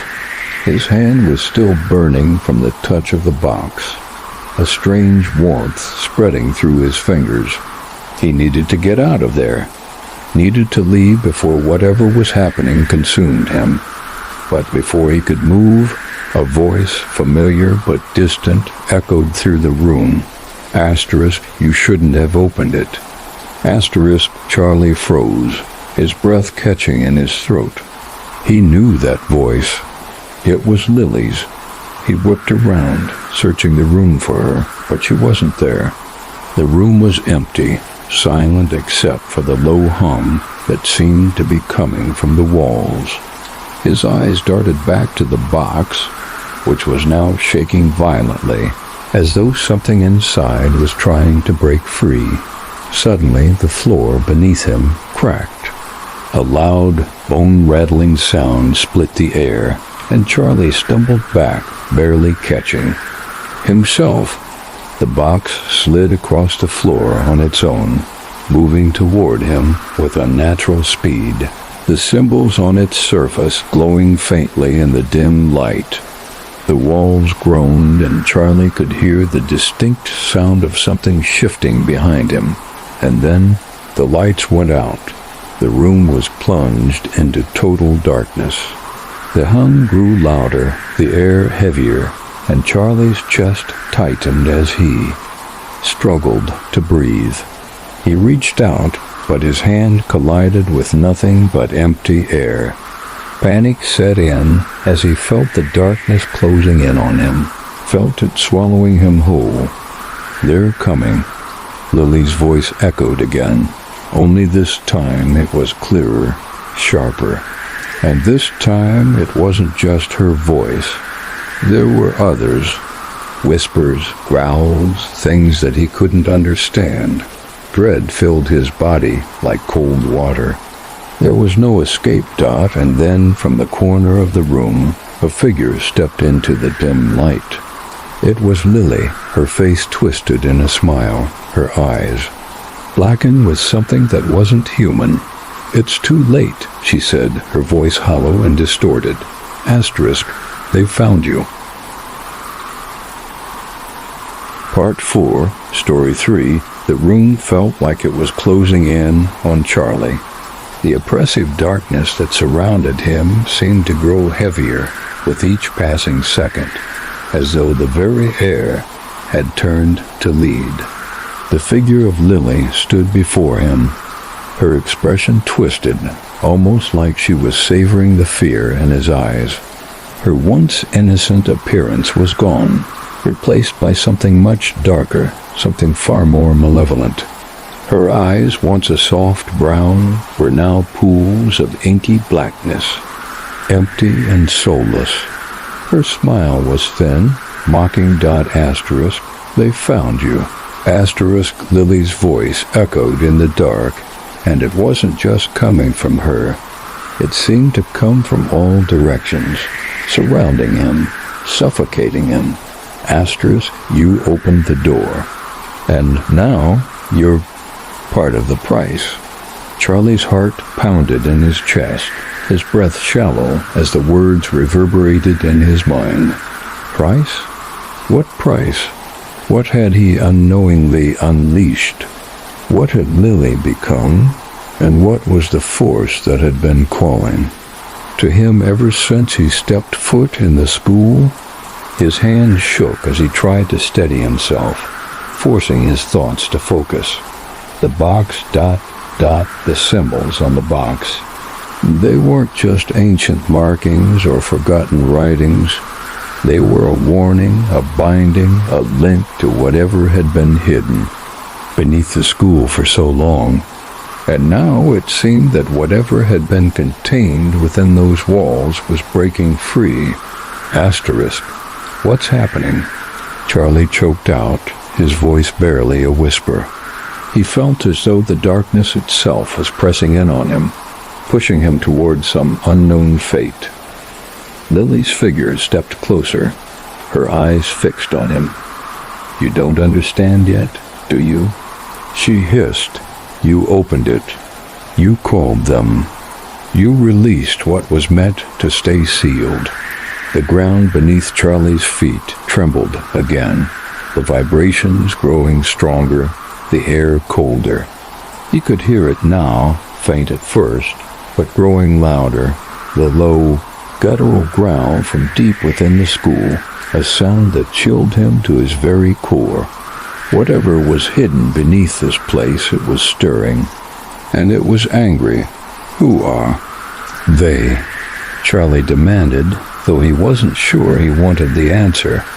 Whatever it was something far beyond his understanding, something ancient, something dangerous.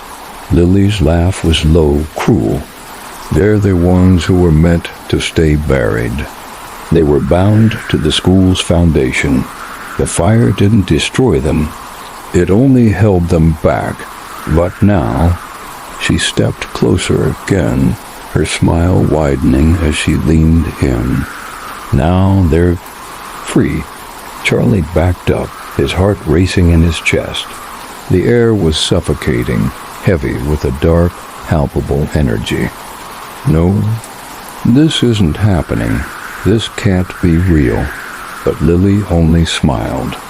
It's already too late, Charlie. It's been too late from the moment you touched the box. They're coming for you now. The temperature in the room dropped suddenly, and Charlie's breath became visible in the cold air. The walls around him seemed to close in, narrowing with each passing second. The whispers, the growls, the scraping noises from the shadows. It was all intensifying, surrounding him. The darkness felt alive, like it had a presence, an intention. Asterisk. You can't escape it. Asterisk, Lily whispered again, her voice almost tender now. You called it. You opened the door. Desperation surged within Charlie as he looked at Lily, or whatever she had become. This was not the same person he had seen walking the hallways of Westfield High. This was something else. Something twisted. And whatever she had released was coming for him. Asterisk, I won't let it take me. Asterisk, Charlie said, his voice low, determined. He couldn't back down. He couldn't let whatever was happening consume him. Not like this. Not when there was still a chance to fight, but Lily only smiled, a sadistic glint in her dark eyes. Asterisk, you already belong to them. Asterisk, without warning, the box in the corner of the room began to shift. The wood groaned, as if alive, and the strange symbols on its surface began to glow with a sickly, dim light. Charlie's heart raced as he watched the box tremble, the air around it warping, the shadows in the room writhing like living tendrils. Then the whispers grew louder, overwhelming, a chorus of voices that seemed to come from all directions. They were familiar voices. Some were angry, others desperate, but they all seemed to be pleading for release, for freedom. They were the voices of the students, the ones who had disappeared, those who had been part of the ritual, those who had been lost to the darkness. Asterisk, you opened the door. Asterisk, the voices chanted, a chorus of the past and present blending together in a terrifying symphony. Asterisk, now you will pay. Asterisk, Charlie's pulse quickened as the shadows in the room stretched toward him, crawling along the walls, reaching for him like hands made of darkness. The whispers grew louder, more urgent, and Charlie could feel his body becoming heavier, his feet almost glued to the floor. It was then that he realized the truth. The creature that had been haunting them, the darkness that had been building ever since the fire, it wasn't just one entity. It was many. The school, the land it was built on, the very foundation of Westfield High, had been cursed, tied to something far older than any of them could comprehend. The rituals, the disappearances, they had been part of something much larger, something that was now awake. And it wanted them. Charlie felt a cold hand grip his arm, and he turned to see Lily standing next to him. Her eyes were no longer her own. They were pitch black, and her face was twisted in a sickening grin. Asterisk, it's too late for you, Charlie. Asterisk, she whispered. Asterisk, there's no escape now. Asterisk, in that moment, Charlie understood.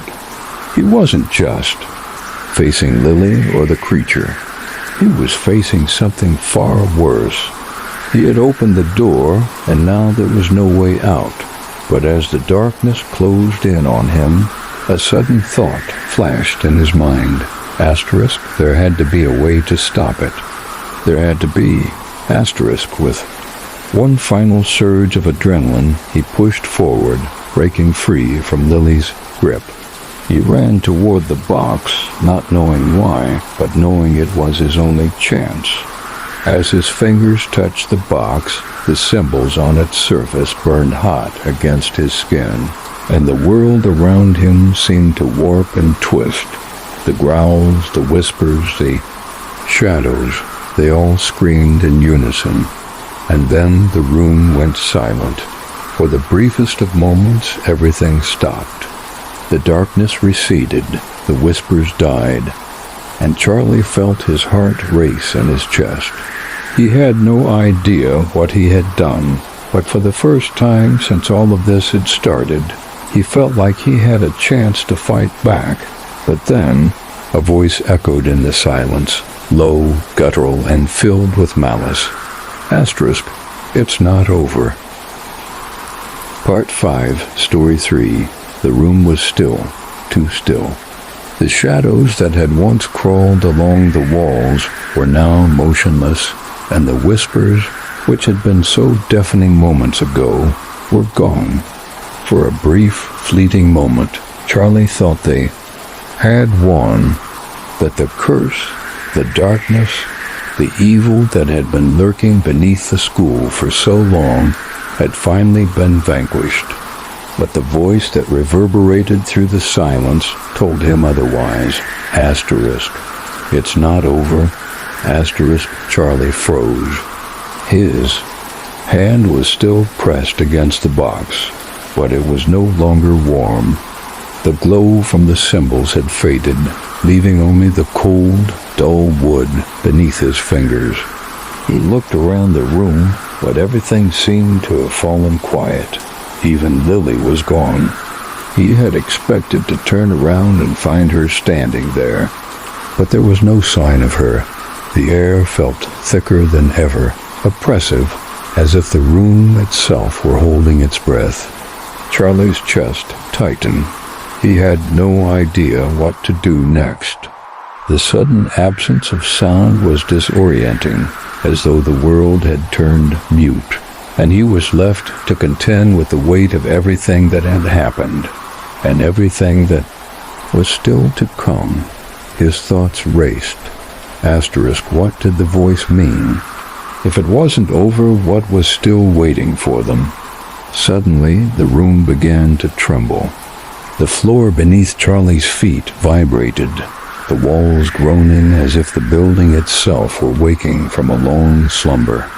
The hum returned, louder than before, vibrating through the walls, shaking the air. Charlie stumbled back, his pulse quickening. As the intensity of the sound grew, the temperature in the room plummeted, and Charlie could see his breath fogging in the cold.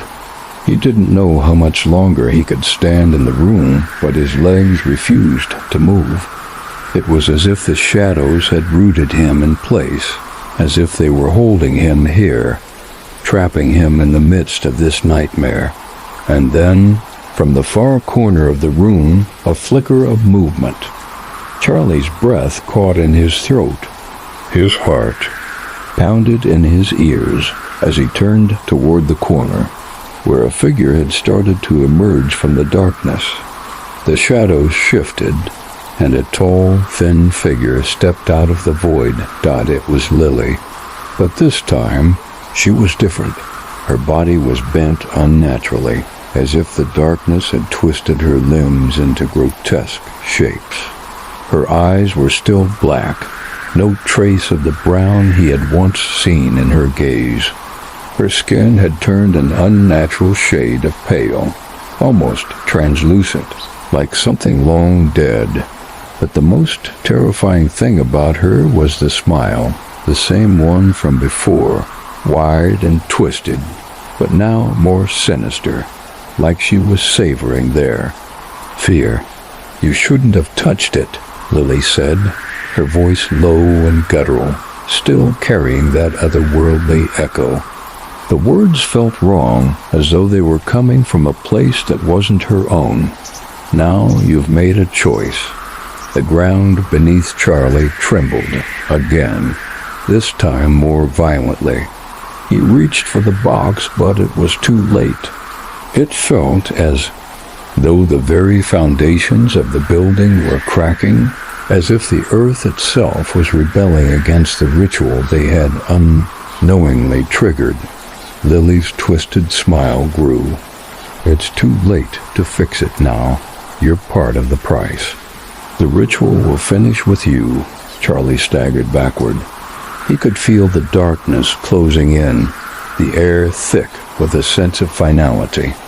The creature, whatever it was, had been bound by the ritual, but now it was free, and he had just unknowingly triggered the final part of it. "No," Charlie shouted, his voice breaking.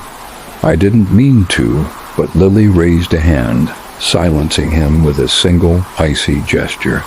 "You don't get to stop it." The door was opened, and now the price must be paid. The room around them began to warp and twist. The walls seemed to stretch and bend as if the entire space were alive, shifting with a life of its own. The shadows that had once been still were now swirling, rushing toward the center of the room, and the air crackled with an energy that felt like pure malevolence. Charlie's heart hammered in his chest, his mind racing for an answer, for a way out. But the more he thought, the more hopeless it felt. He had opened the door. He had set this in motion. Lily's figure began to dissipate, her form fading into the shadows like smoke, her laughter ringing out in the darkness. "Don't you understand?" she whispered, her voice floating in the air like a breeze. "You were never meant to stop it. You were meant to be the sacrifice. All of this," she gestured to the darkness, to the shadows that were now closing in on him. "It was meant to happen." The lights in the room flickered wildly, and a loud crash shook the building. The floor cracked open beneath Charlie's feet, and the darkness below seemed to beckon him, a deep, cavernous void filled with the same malevolent energy that had pulsed through the building. Charlie took a step back, his heart pounding, but he couldn't move fast enough. The shadows stretched toward him, enveloping his legs, pulling him toward the opening in the floor. "No!" Charlie screamed, trying to break free, but the darkness held him fast, its cold grip seeping into his skin, chilling him to the bone.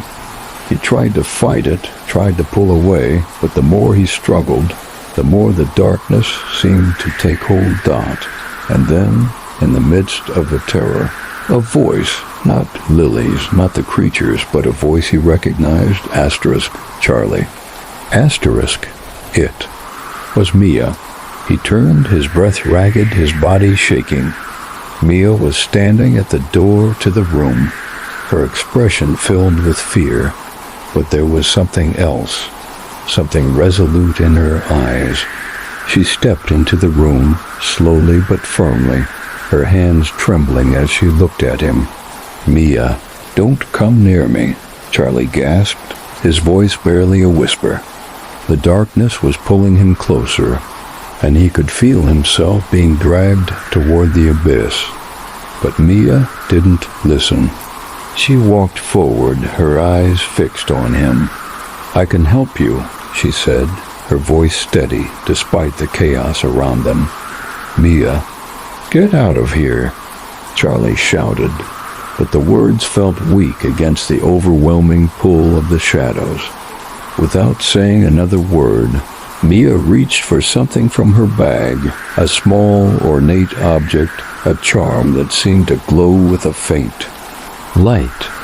She raised it in front of her, and the light flared brighter, pushing back the darkness, creating a barrier between Charlie and the consuming void. The shadows hissed, recoiling from the light, but they didn't retreat. "Not yet, Charlie. Hold on," Mia cried, her voice desperate. "You're not alone. I won't let you be." Charlie's vision blurred with tears, his chest heaving. The shadows were still coming, still closing in, but Mia's light was holding them back. For the first time, he felt a glimmer of hope. He reached out, his hand shaking, and Mia took it, and together they pulled against the darkness. Part 7, Story 3, the light in the room slowly faded, leaving only the soft glow of the sigil on the floor, now burnt into the stone like a permanent scar. The air around them felt heavy, but it wasn't suffocating anymore. The tension that had gripped Charlie and Mia seemed to dissolve, replaced by a kind of fragile relief. For a moment there was nothing but the hum of the room's stillness. No growls, no hissing whispers. Just silence. Charlie wiped his brow, his body feeling weak from the ritual, as if every ounce of energy had been drained from him. His hands were still shaking, and though the air had cleared, he could still feel the remnants of the darkness lurking just below the surface. "I think we did it," Mia said, her voice tentative. She was standing beside him, still looking around the room, almost as if expecting something to jump out from the shadows. "It's over, right? The sigil, it stopped it." Charlie nodded slowly, but his mind wasn't fully convinced. "It feels like it's over, but I can't shake the feeling that something's still here, something we didn't fix." He looked down at the sigil, now just a faint, glowing symbol etched into the floor. The light from it was waning, but the power still lingered, hanging in the air. Asterisk, was it enough to keep the darkness at bay? Asterisk, Mia glanced around nervously. "What do you mean?" "I thought the ritual was supposed to trap it, lock it away for good." "I don't know," Charlie murmured. "I thought it would too. But when I said the words, when we finished the ritual, it felt like something resisted it. Like something didn't want to stay locked in here." Mia's breath hitched. She stepped closer to Charlie, looking at him as if she were seeing him for the first time, her face pale. "You're saying it's still inside the school?" Charlie didn't answer right away. He couldn't shake the image of the shadows from the basement, how they had wriggled, slithered, and stretched like living creatures. The whispers, the growls, the way the air had thickened every time they got close to the source of the curse. It had been like an infection spreading through the walls of the school, taking hold of everything. Maybe the ritual had been part of the cure, but what if it wasn't enough? "I don't know," he finally said, his voice low, "but we need to make sure. We can't leave without checking everything. If we don't really finish it, it could come back. We have to make sure the darkness isn't hiding somewhere, waiting for a chance to break free." Mia nodded. She was visibly shaken, her face a ghostly pale as she clutched the charm in her hand, the only thing that had given them hope. "Okay," she said, though the word came out more like a breath. "But we can't keep doing this forever. If there's more to the ritual, or if there's something we missed, we need to figure it out before it's too late." Charlie agreed. The last thing he wanted was to return to the depths of the basement or any other part of the school that might harbor the remaining pieces of the curse. But something told him they hadn't found everything. They hadn't fully closed the door. The two of them made their way back through the now quiet school, the silence pressing in on them like an unseen force. The lights flickered overhead as they walked through the hallways, but the eerie hum had ceased. The building no longer felt alive with malicious energy, or so it seemed. For a brief moment, Charlie wondered if the school was truly at peace, or if they were simply too scared to see the truth. They stopped outside the old library. The wooden doors creaked, and Charlie hesitated for just a moment before pushing them open. The library had always felt strange to him. He had never spent much time there. The place was full of old books, the smell of mildew, and memories of students long gone. But tonight it felt different. The air in the library was thick with the weight of history, of things left unread and forgotten. The room was dimly lit by the overhead lights, casting long shadows across the rows of bookshelves. Dust motes danced in the air, and the silence felt oppressive. Charlie could feel the weight of the place pressing on him, as if it were alive, watching them. He glanced around. "The school records," he muttered. "Maybe we missed something. Maybe there's more here we didn't see." They moved through the library, stepping around the old tables and chairs. Charlie's eyes scanned the shelves, the titles blurred by the dim light. He hadn't been inside this part of the school much, but there was something about the records that seemed to call out to him. Maybe it was a gut feeling. Maybe it was the memory of all the rumors he'd heard. Either way, he couldn't ignore the pull. He found a row of old file cabinets tucked in the far corner, near the back wall. Dust covered the handles, and the cabinets groaned as he opened them. The papers inside were old, yellowed with age, their edges curling. Charlie sifted through the records, his heart pounding, as he pulled out a folder labeled asterisk, Foundations of Westfield High School, 1920s, 1930s. It seemed like it was the key to understanding the school's history, to understanding everything that had led to this moment. He flipped it open, skimming through the first few pages. The records contained detailed information about the construction of the school, but it wasn't until he reached the last few pages that he found something that caught his attention. At the end of the folder, there was a handwritten note in the margins. The writing was hastily scrawled, as though the author was in a rush. Charlie leaned in closer, his pulse quickening as he read. Asterisk, do not ignore the foundation. The spirits bound here are restless. The school is built on cursed ground. Seal. Before it awakens again, the doors are open. Asterisk, the blood drained from Charlie's face as he read the final sentence. The doors are open. It wasn't just the basement. It wasn't just the ritual. The curse had been tied to the land itself, to the very foundations of Westfield High.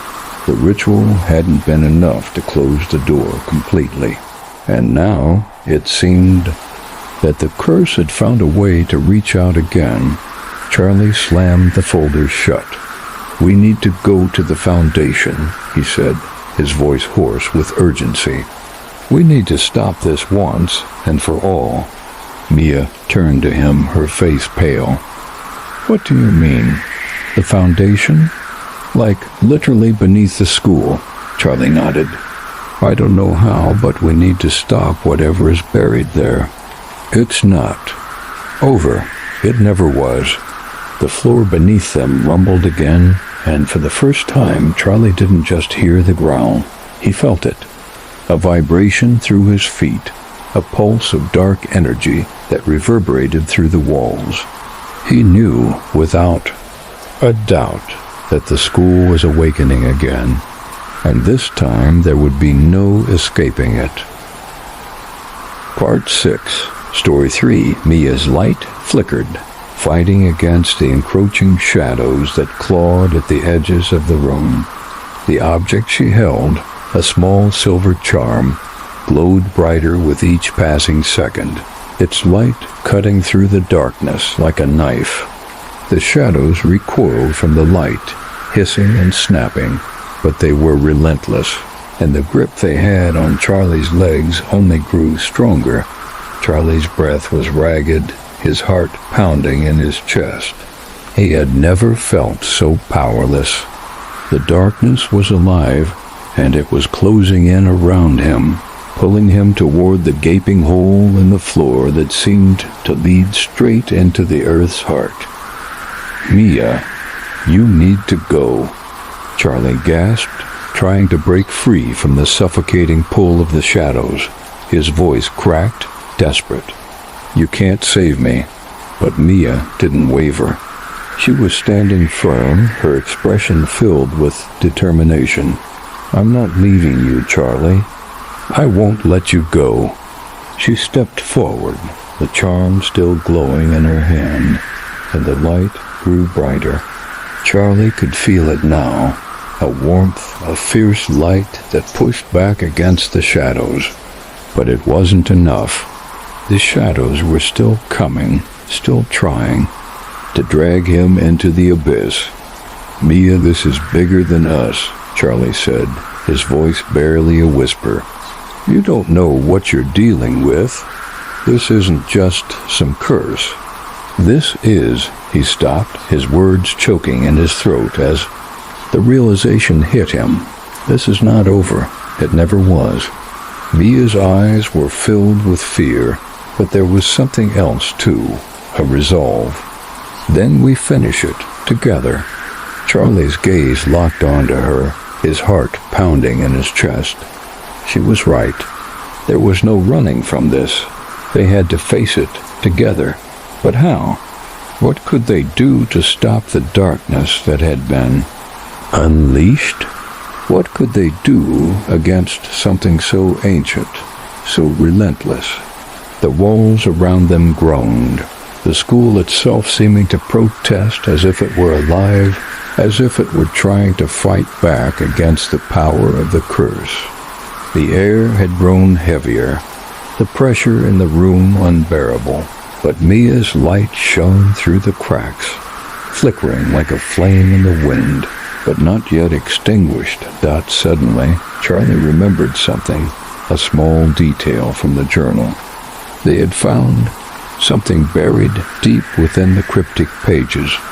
It had been a passage about a second part to the ritual, a second part that involved not just a sacrifice, but something more, a binding, a final act to close the door completely, to trap whatever was inside, never to return. Mia. Charlie shouted, his voice hoarse but urgent. The ritual. There's another part to it. A binding. Mia looked at him, her face pale but full of purpose. A binding? Charlie nodded, his mind racing as he recalled the words. We can't just fight it. We need to bind it. We need to finish the ritual completely. And I think I know how. Mia's eyes flickered with uncertainty, but she didn't hesitate. What do we need to do? Charlie took a deep breath, his hands shaking. We have to reverse the ritual. There's a sigil, a binding mark. It's in the journal, near the end, where it talks about the final steps. I think it's the key to locking the door, trapping the darkness for good. He looked down at the journal, still clutched in his hands, the pages fluttering as if moved by some unseen force. He turned it over quickly, flipping through the pages until he found the sigil, a symbol so intricate, so detailed that it made his eyes ache just to look at it. The sigil glowed faintly on the page, and as Charlie stared at it, he could feel the power it contained, the promise that it could finish what had been started. But it wasn't just a symbol. It was a key that had to be drawn in blood. Charlie's stomach turned as the full weight of what that meant hit him. There was no way to perform this ritual without paying the ultimate price. He knew it, and so did Mia. Mia, he said, his voice barely above a whisper, I need you to help me draw it. It has to be done right. We can't leave any part out. Mia nodded, her expression resolute. I'll help, but we need to move fast. We don't have much time.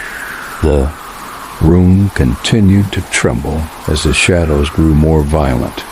The growling had intensified, the scratching sounds turning into an almost maddening screech. The creature, or whatever force had been awakened, was not going to let them perform the ritual easily. It would fight them with everything it had. But Charlie wasn't backing down. He reached for a piece of chalk from the nearby desk, his hands trembling as he began to draw the sigil on the floor. Mia helped him, her hands steady as they traced the complex twisting shapes, the lines that intertwined to form the symbol that would bind the darkness dot. As they finished the sigil, the air around them began to hum again, the whispers rising too, a deafening crescendo. Charlie could feel the pressure building, the darkness pushing against the boundaries of the room, trying to break free. But this time they were ready. Charlie took a deep breath. We have to activate it. We need to finish it now. Mia nodded, her face pale but determined. She stepped back, allowing Charlie to stand at the center of the sigil. The room seemed to shrink, the walls closing in as the air grew colder still. The hum grew louder, and the shadows around them seemed to throb with malevolent energy.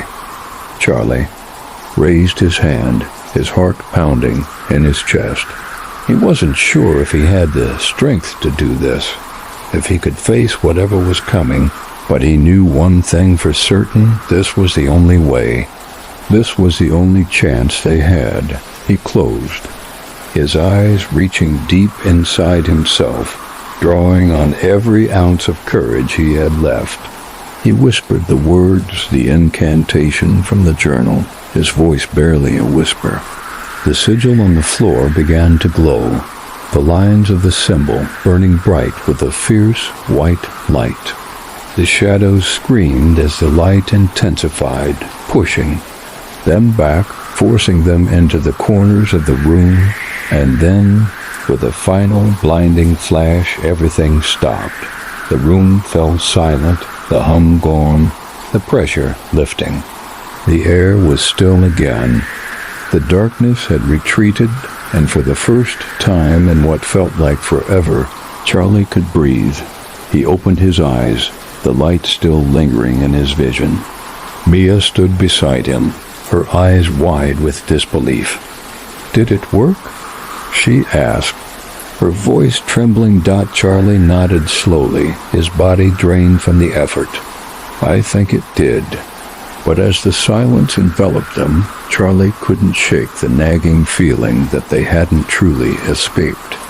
The darkness was bound, yes, but the memory of it still lingered in the back of his mind, a constant reminder that some things, once released, never fully disappear.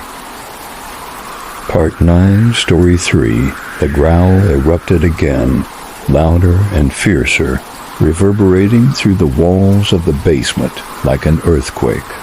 The darkness around them seemed to twist and writhe, the shadows bending and pulsating with an unnatural energy. Charlie's heart raced in his chest as the air grew colder, the temperature in the room dropping so quickly it felt like winter had settled in. The growl wasn't just a sound anymore. It was a presence, something tangible that vibrated through the floor and rattled his bones. Mia stood beside him, her eyes wide with terror, the glow from her charm flickering faintly in the growing darkness. Her breath came in sharp, rapid bursts, and Charlie could see the panic in her eyes. "What the hell is happening?" Mia whispered, her voice trembling. "It's getting stronger. It's like it's feeding off us." Charlie looked down at the body on the altar, still lying there, its decayed form almost beckoning him. It was as if the very essence of the curse had been bound to the body, the sacrifice that had fueled everything. The darkness in this place had been feeding on it, waiting for the moment when the ritual would finally be completed. And now, with the ritual half finished, the creature was trying to force its way into the world. "We need to finish it," Charlie said, his voice low but filled with urgency. The ritual wasn't completed. The creature is using the incomplete spell to break free. "We need to finish the binding." Mia nodded, her face pale but determined. "But how? How do we stop it for good?" Charlie stepped forward, his hand still gripping the journal tightly. He could feel the weight of the words, the responsibility of what needed to be done. "There's more. There's a final step in the ritual, a way to lock the creature back into the earth, into the foundation of this school. If we can perform the last part of the binding." He trailed off, his mind racing as he flipped through the journal, his hands shaking. The symbols, the words, they were all there. But it was the last page that caught his attention. It wasn't a spell. It wasn't an incantation. It was a warning. Asterisk, asterisk. The final binding requires a life to be sacrificed, not in blood, but in soul. Asterisk, asterisk. The words sent a chill through Charlie. A life to be sacrificed, not in blood, but in soul. He felt his heart hammer in his chest as the meaning of the sentence hit him. The ritual required a person to give up their very essence, their life, forced to ensure the binding was complete. Mia. Charlie started, his voice hoarse, the realization sinking in. It says one of us has to give up everything. We have to offer ourselves. Mia's face went ashen. No. Way. There's got to be another way. Charlie shook his head, his fingers gripping the journal tighter. There isn't. It's the only way to complete the binding. If we don't, it will never stop. The creature will keep feeding on the curse. It'll keep trying to break free. Mia stepped back, her eyes wide with disbelief. You're not saying what I think you're saying, Charlie. You can't. It has to be done, Charlie interrupted, his voice trembling but firm. It's the only way to close the door, to stop this nightmare. Mia's breath hitched, and for a moment she looked at him as though she were seeing him for the first time, as though she couldn't quite grasp what he was saying. The room felt like it was closing in around them, the temperature continuing to drop as the darkness pressed in from all sides. I won't let you do this, Mia said fiercely, her voice breaking. I won't let you sacrifice yourself. Charlie's eyes met hers, and he could see the fear in her gaze. He could feel her pulling away, wanting to deny the truth, to pretend that they could escape this, that there was another way out. But deep down, he knew there wasn't. This was the price. It always had been. Mia. He began, but the words caught in his throat. The growling from the depths of the earth was growing louder, more intense, as if the creature could sense their hesitation, their uncertainty. I don't want to do this, but it's the only way. It's the only way to end this, to save everyone. The creature's growl rose to a deafening roar, the walls shaking violently, as if the building itself were about to collapse. The shadows in the room twisted, the air growing thick with a sense of impending doom. Whatever was waiting beneath them was close, too close. The curse was nearly complete, and if they didn't act, it would break free. Charlie, Mia whispered, her voice cracking. Please. Charlie reached for her, pulling her close. He could feel the warmth of her body, the steady beat of her heart. He didn't want to say the words, but they had to be said. You have to let me do this, Mia. If I don't, everything we've done, everything we've fought for, will have been for nothing. Mia's hands trembled as she reached up to touch his face. Her eyes were filled with tears, but her voice was steady. I don't want to lose you. Charlie closed his eyes, swallowing hard. I know, but you won't. I'll always be with you. In here. He placed his hand over his heart. This is the only way to stop it. For a moment there was only silence. The shadows seemed to recede, the growl growing quieter. The darkness was waiting for them to make their choice. Mia nodded, tears streaking down her face, and for a brief moment the world around them felt like it had stopped spinning. I trust you, Charlie. Do what you have to do. Charlie nodded slowly, his body trembling with fear, but his resolve hardening. He turned back toward the altar, the dark energy swirling around them like a storm. The sigil on the floor glowed faintly, the final binding mark waiting to be completed. He stepped forward, holding the journal out before him, and with trembling hands he began to trace the final symbol dot. As he completed the sigil, a wave of energy surged through him. a sharp pain coursing through his chest. He could feel his body giving way, his energy draining, as though the very essence of his life force was being pulled into the ritual. The shadows roared again, louder this time, but the sigil held steady, glowing brighter with each passing second. "Charlie," Mia whispered, her voice filled with sorrow. Charlie's vision blurred, his body weakening, but he focused on the sigil, the words he had spoken, and the promise he had made. This was the only way to stop the creature, the only way to end the curse. With one final breath, Charlie closed his eyes, and in that instant, the darkness was sealed. Part 10, Story 3. The room was silent. The growls, the screams, the scratching sounds that had filled the basement just moments before had ceased. The shadows that had once loomed so large were now dissipating, retreating into the far corners of the room as if they had never existed. It felt as though time had momentarily stopped, the weight of what had just transpired hanging heavy in the air.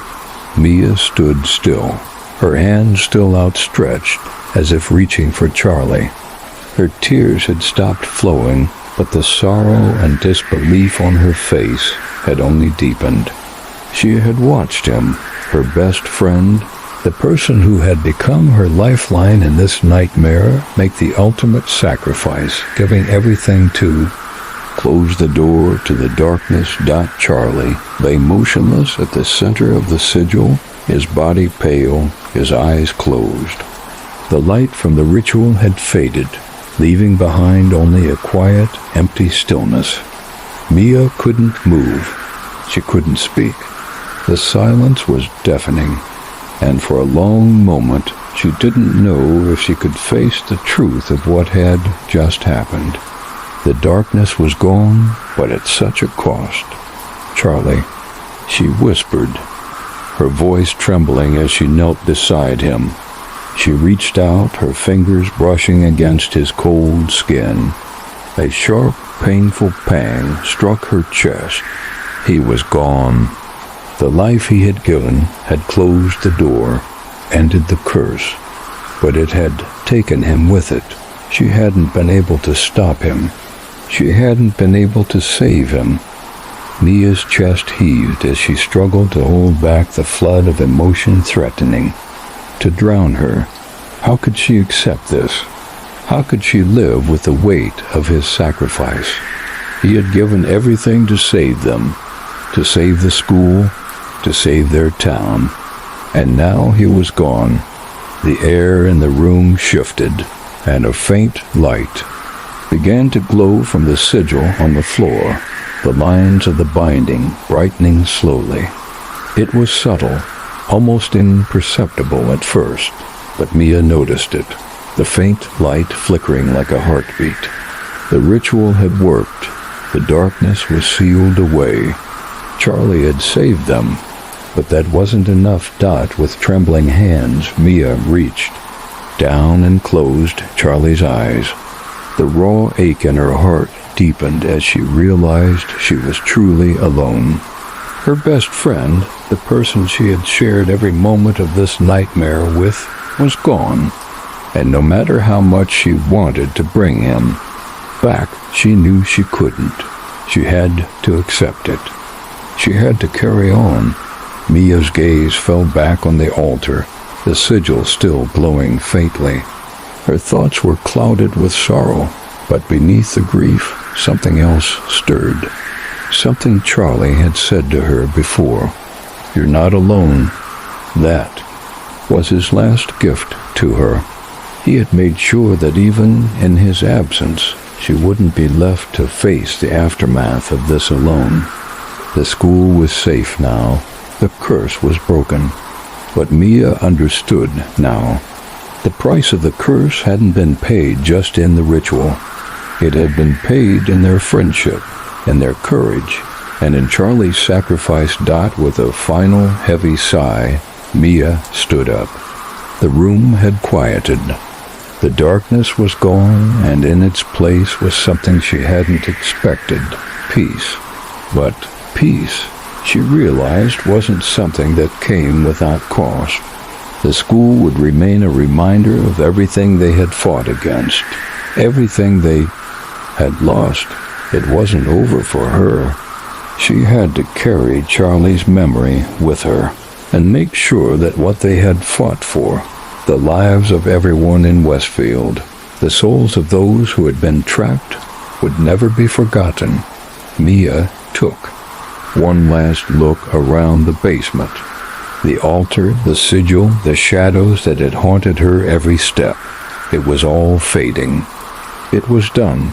She turned and walked toward the stairs, the air in the building now free of the oppressive weight that had followed them since they'd first stepped foot inside. The growls and the whispers had stopped. For the first time in what felt like an eternity, she could breathe freely. As she stepped out into the hall, the world around her seemed still, quiet. The school, once a place of horror and darkness, now felt like a shell. The curse was gone. The creatures, the whispers, all of it. For the first time, the school was at peace. Mia didn't look back. She couldn't. What happened in the basement would remain in her heart forever, but she wouldn't let it define her. She had to keep going. She had to keep moving forward for Charlie, and so she walked out of Westfield High, leaving behind the horrors that had threatened to consume her. The sun was just beginning to rise, casting a golden light across the now quiet campus.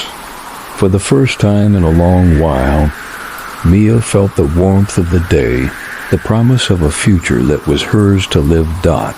As she stepped out of the school, she looked up at the sky, a single tear sliding down her cheek.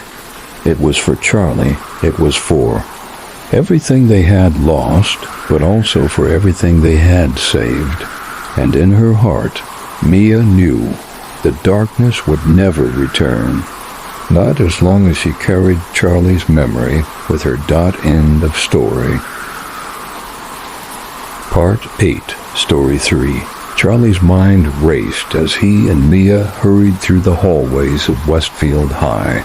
The ground beneath them seemed to vibrate with each step, the subtle tremors becoming more pronounced as they moved deeper into the school.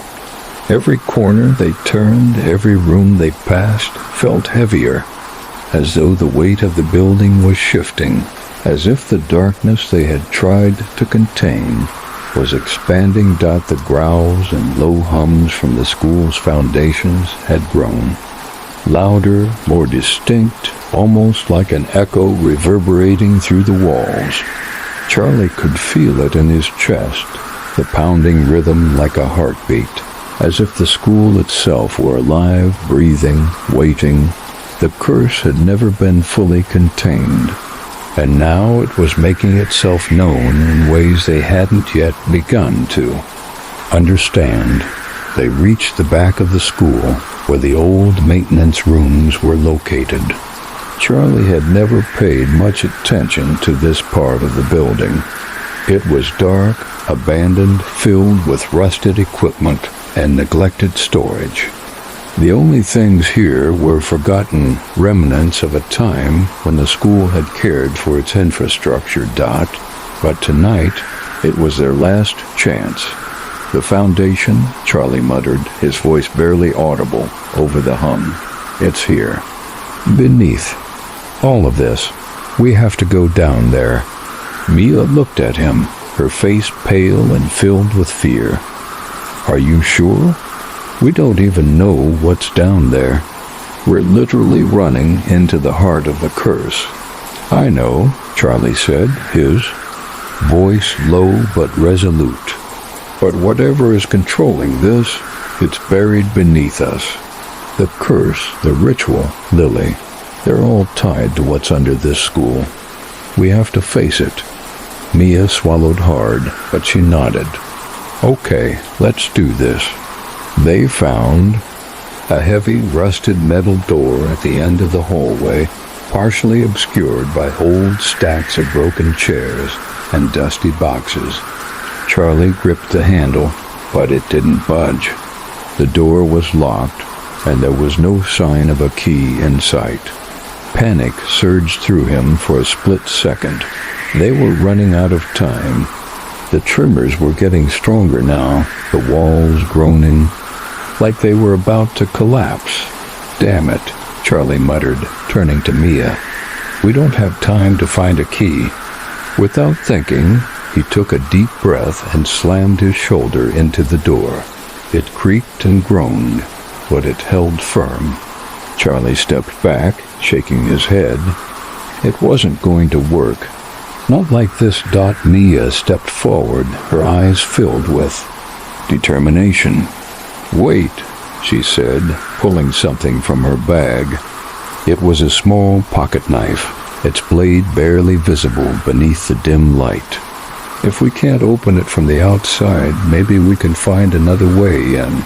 There's always a way." Charlie watched as Mia knelt beside the door, her hands steady, as she pried at the hinges with the knife.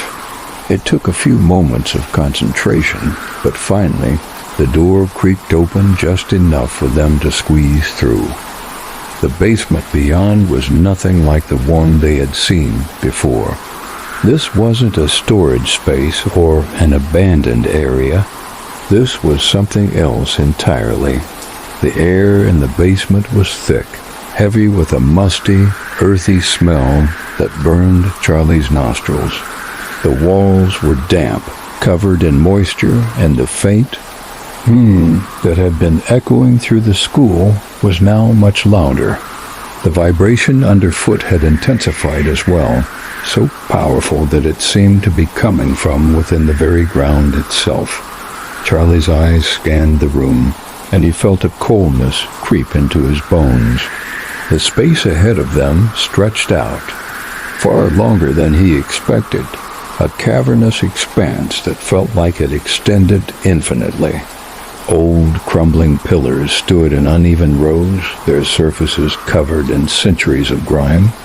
The floor beneath them was uneven, cracked in places with jagged lines running through the concrete, as if the foundation had been severely damaged or intentionally sabotaged.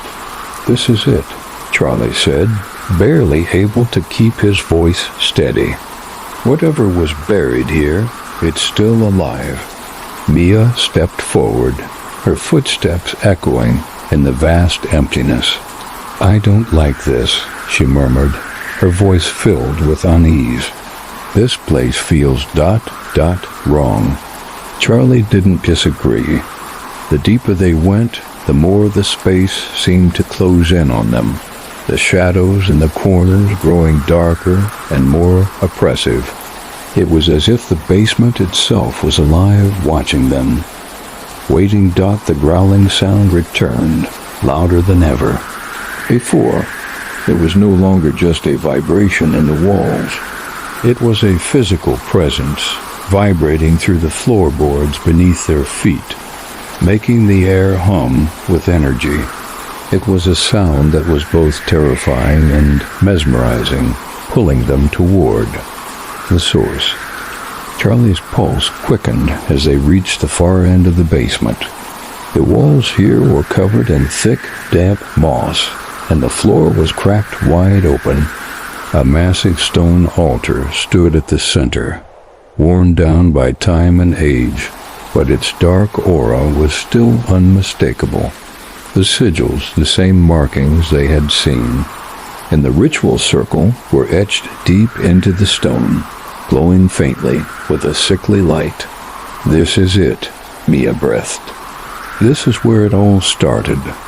This is what was controlling the curse." Charlie stepped closer, his eyes drawn to the altar. At first he didn't understand what he was seeing, but as he looked closer, he saw something that made his blood run cold. The altar wasn't empty. At its center, lying in the deep crack of the stone, was a body. It was impossible to tell the exact age of the corpse.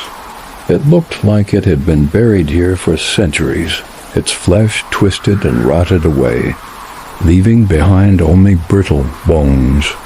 Its arms were outstretched, as if it had been placed there for a ritual. The markings on its skull matched the symbols etched into the walls of the school.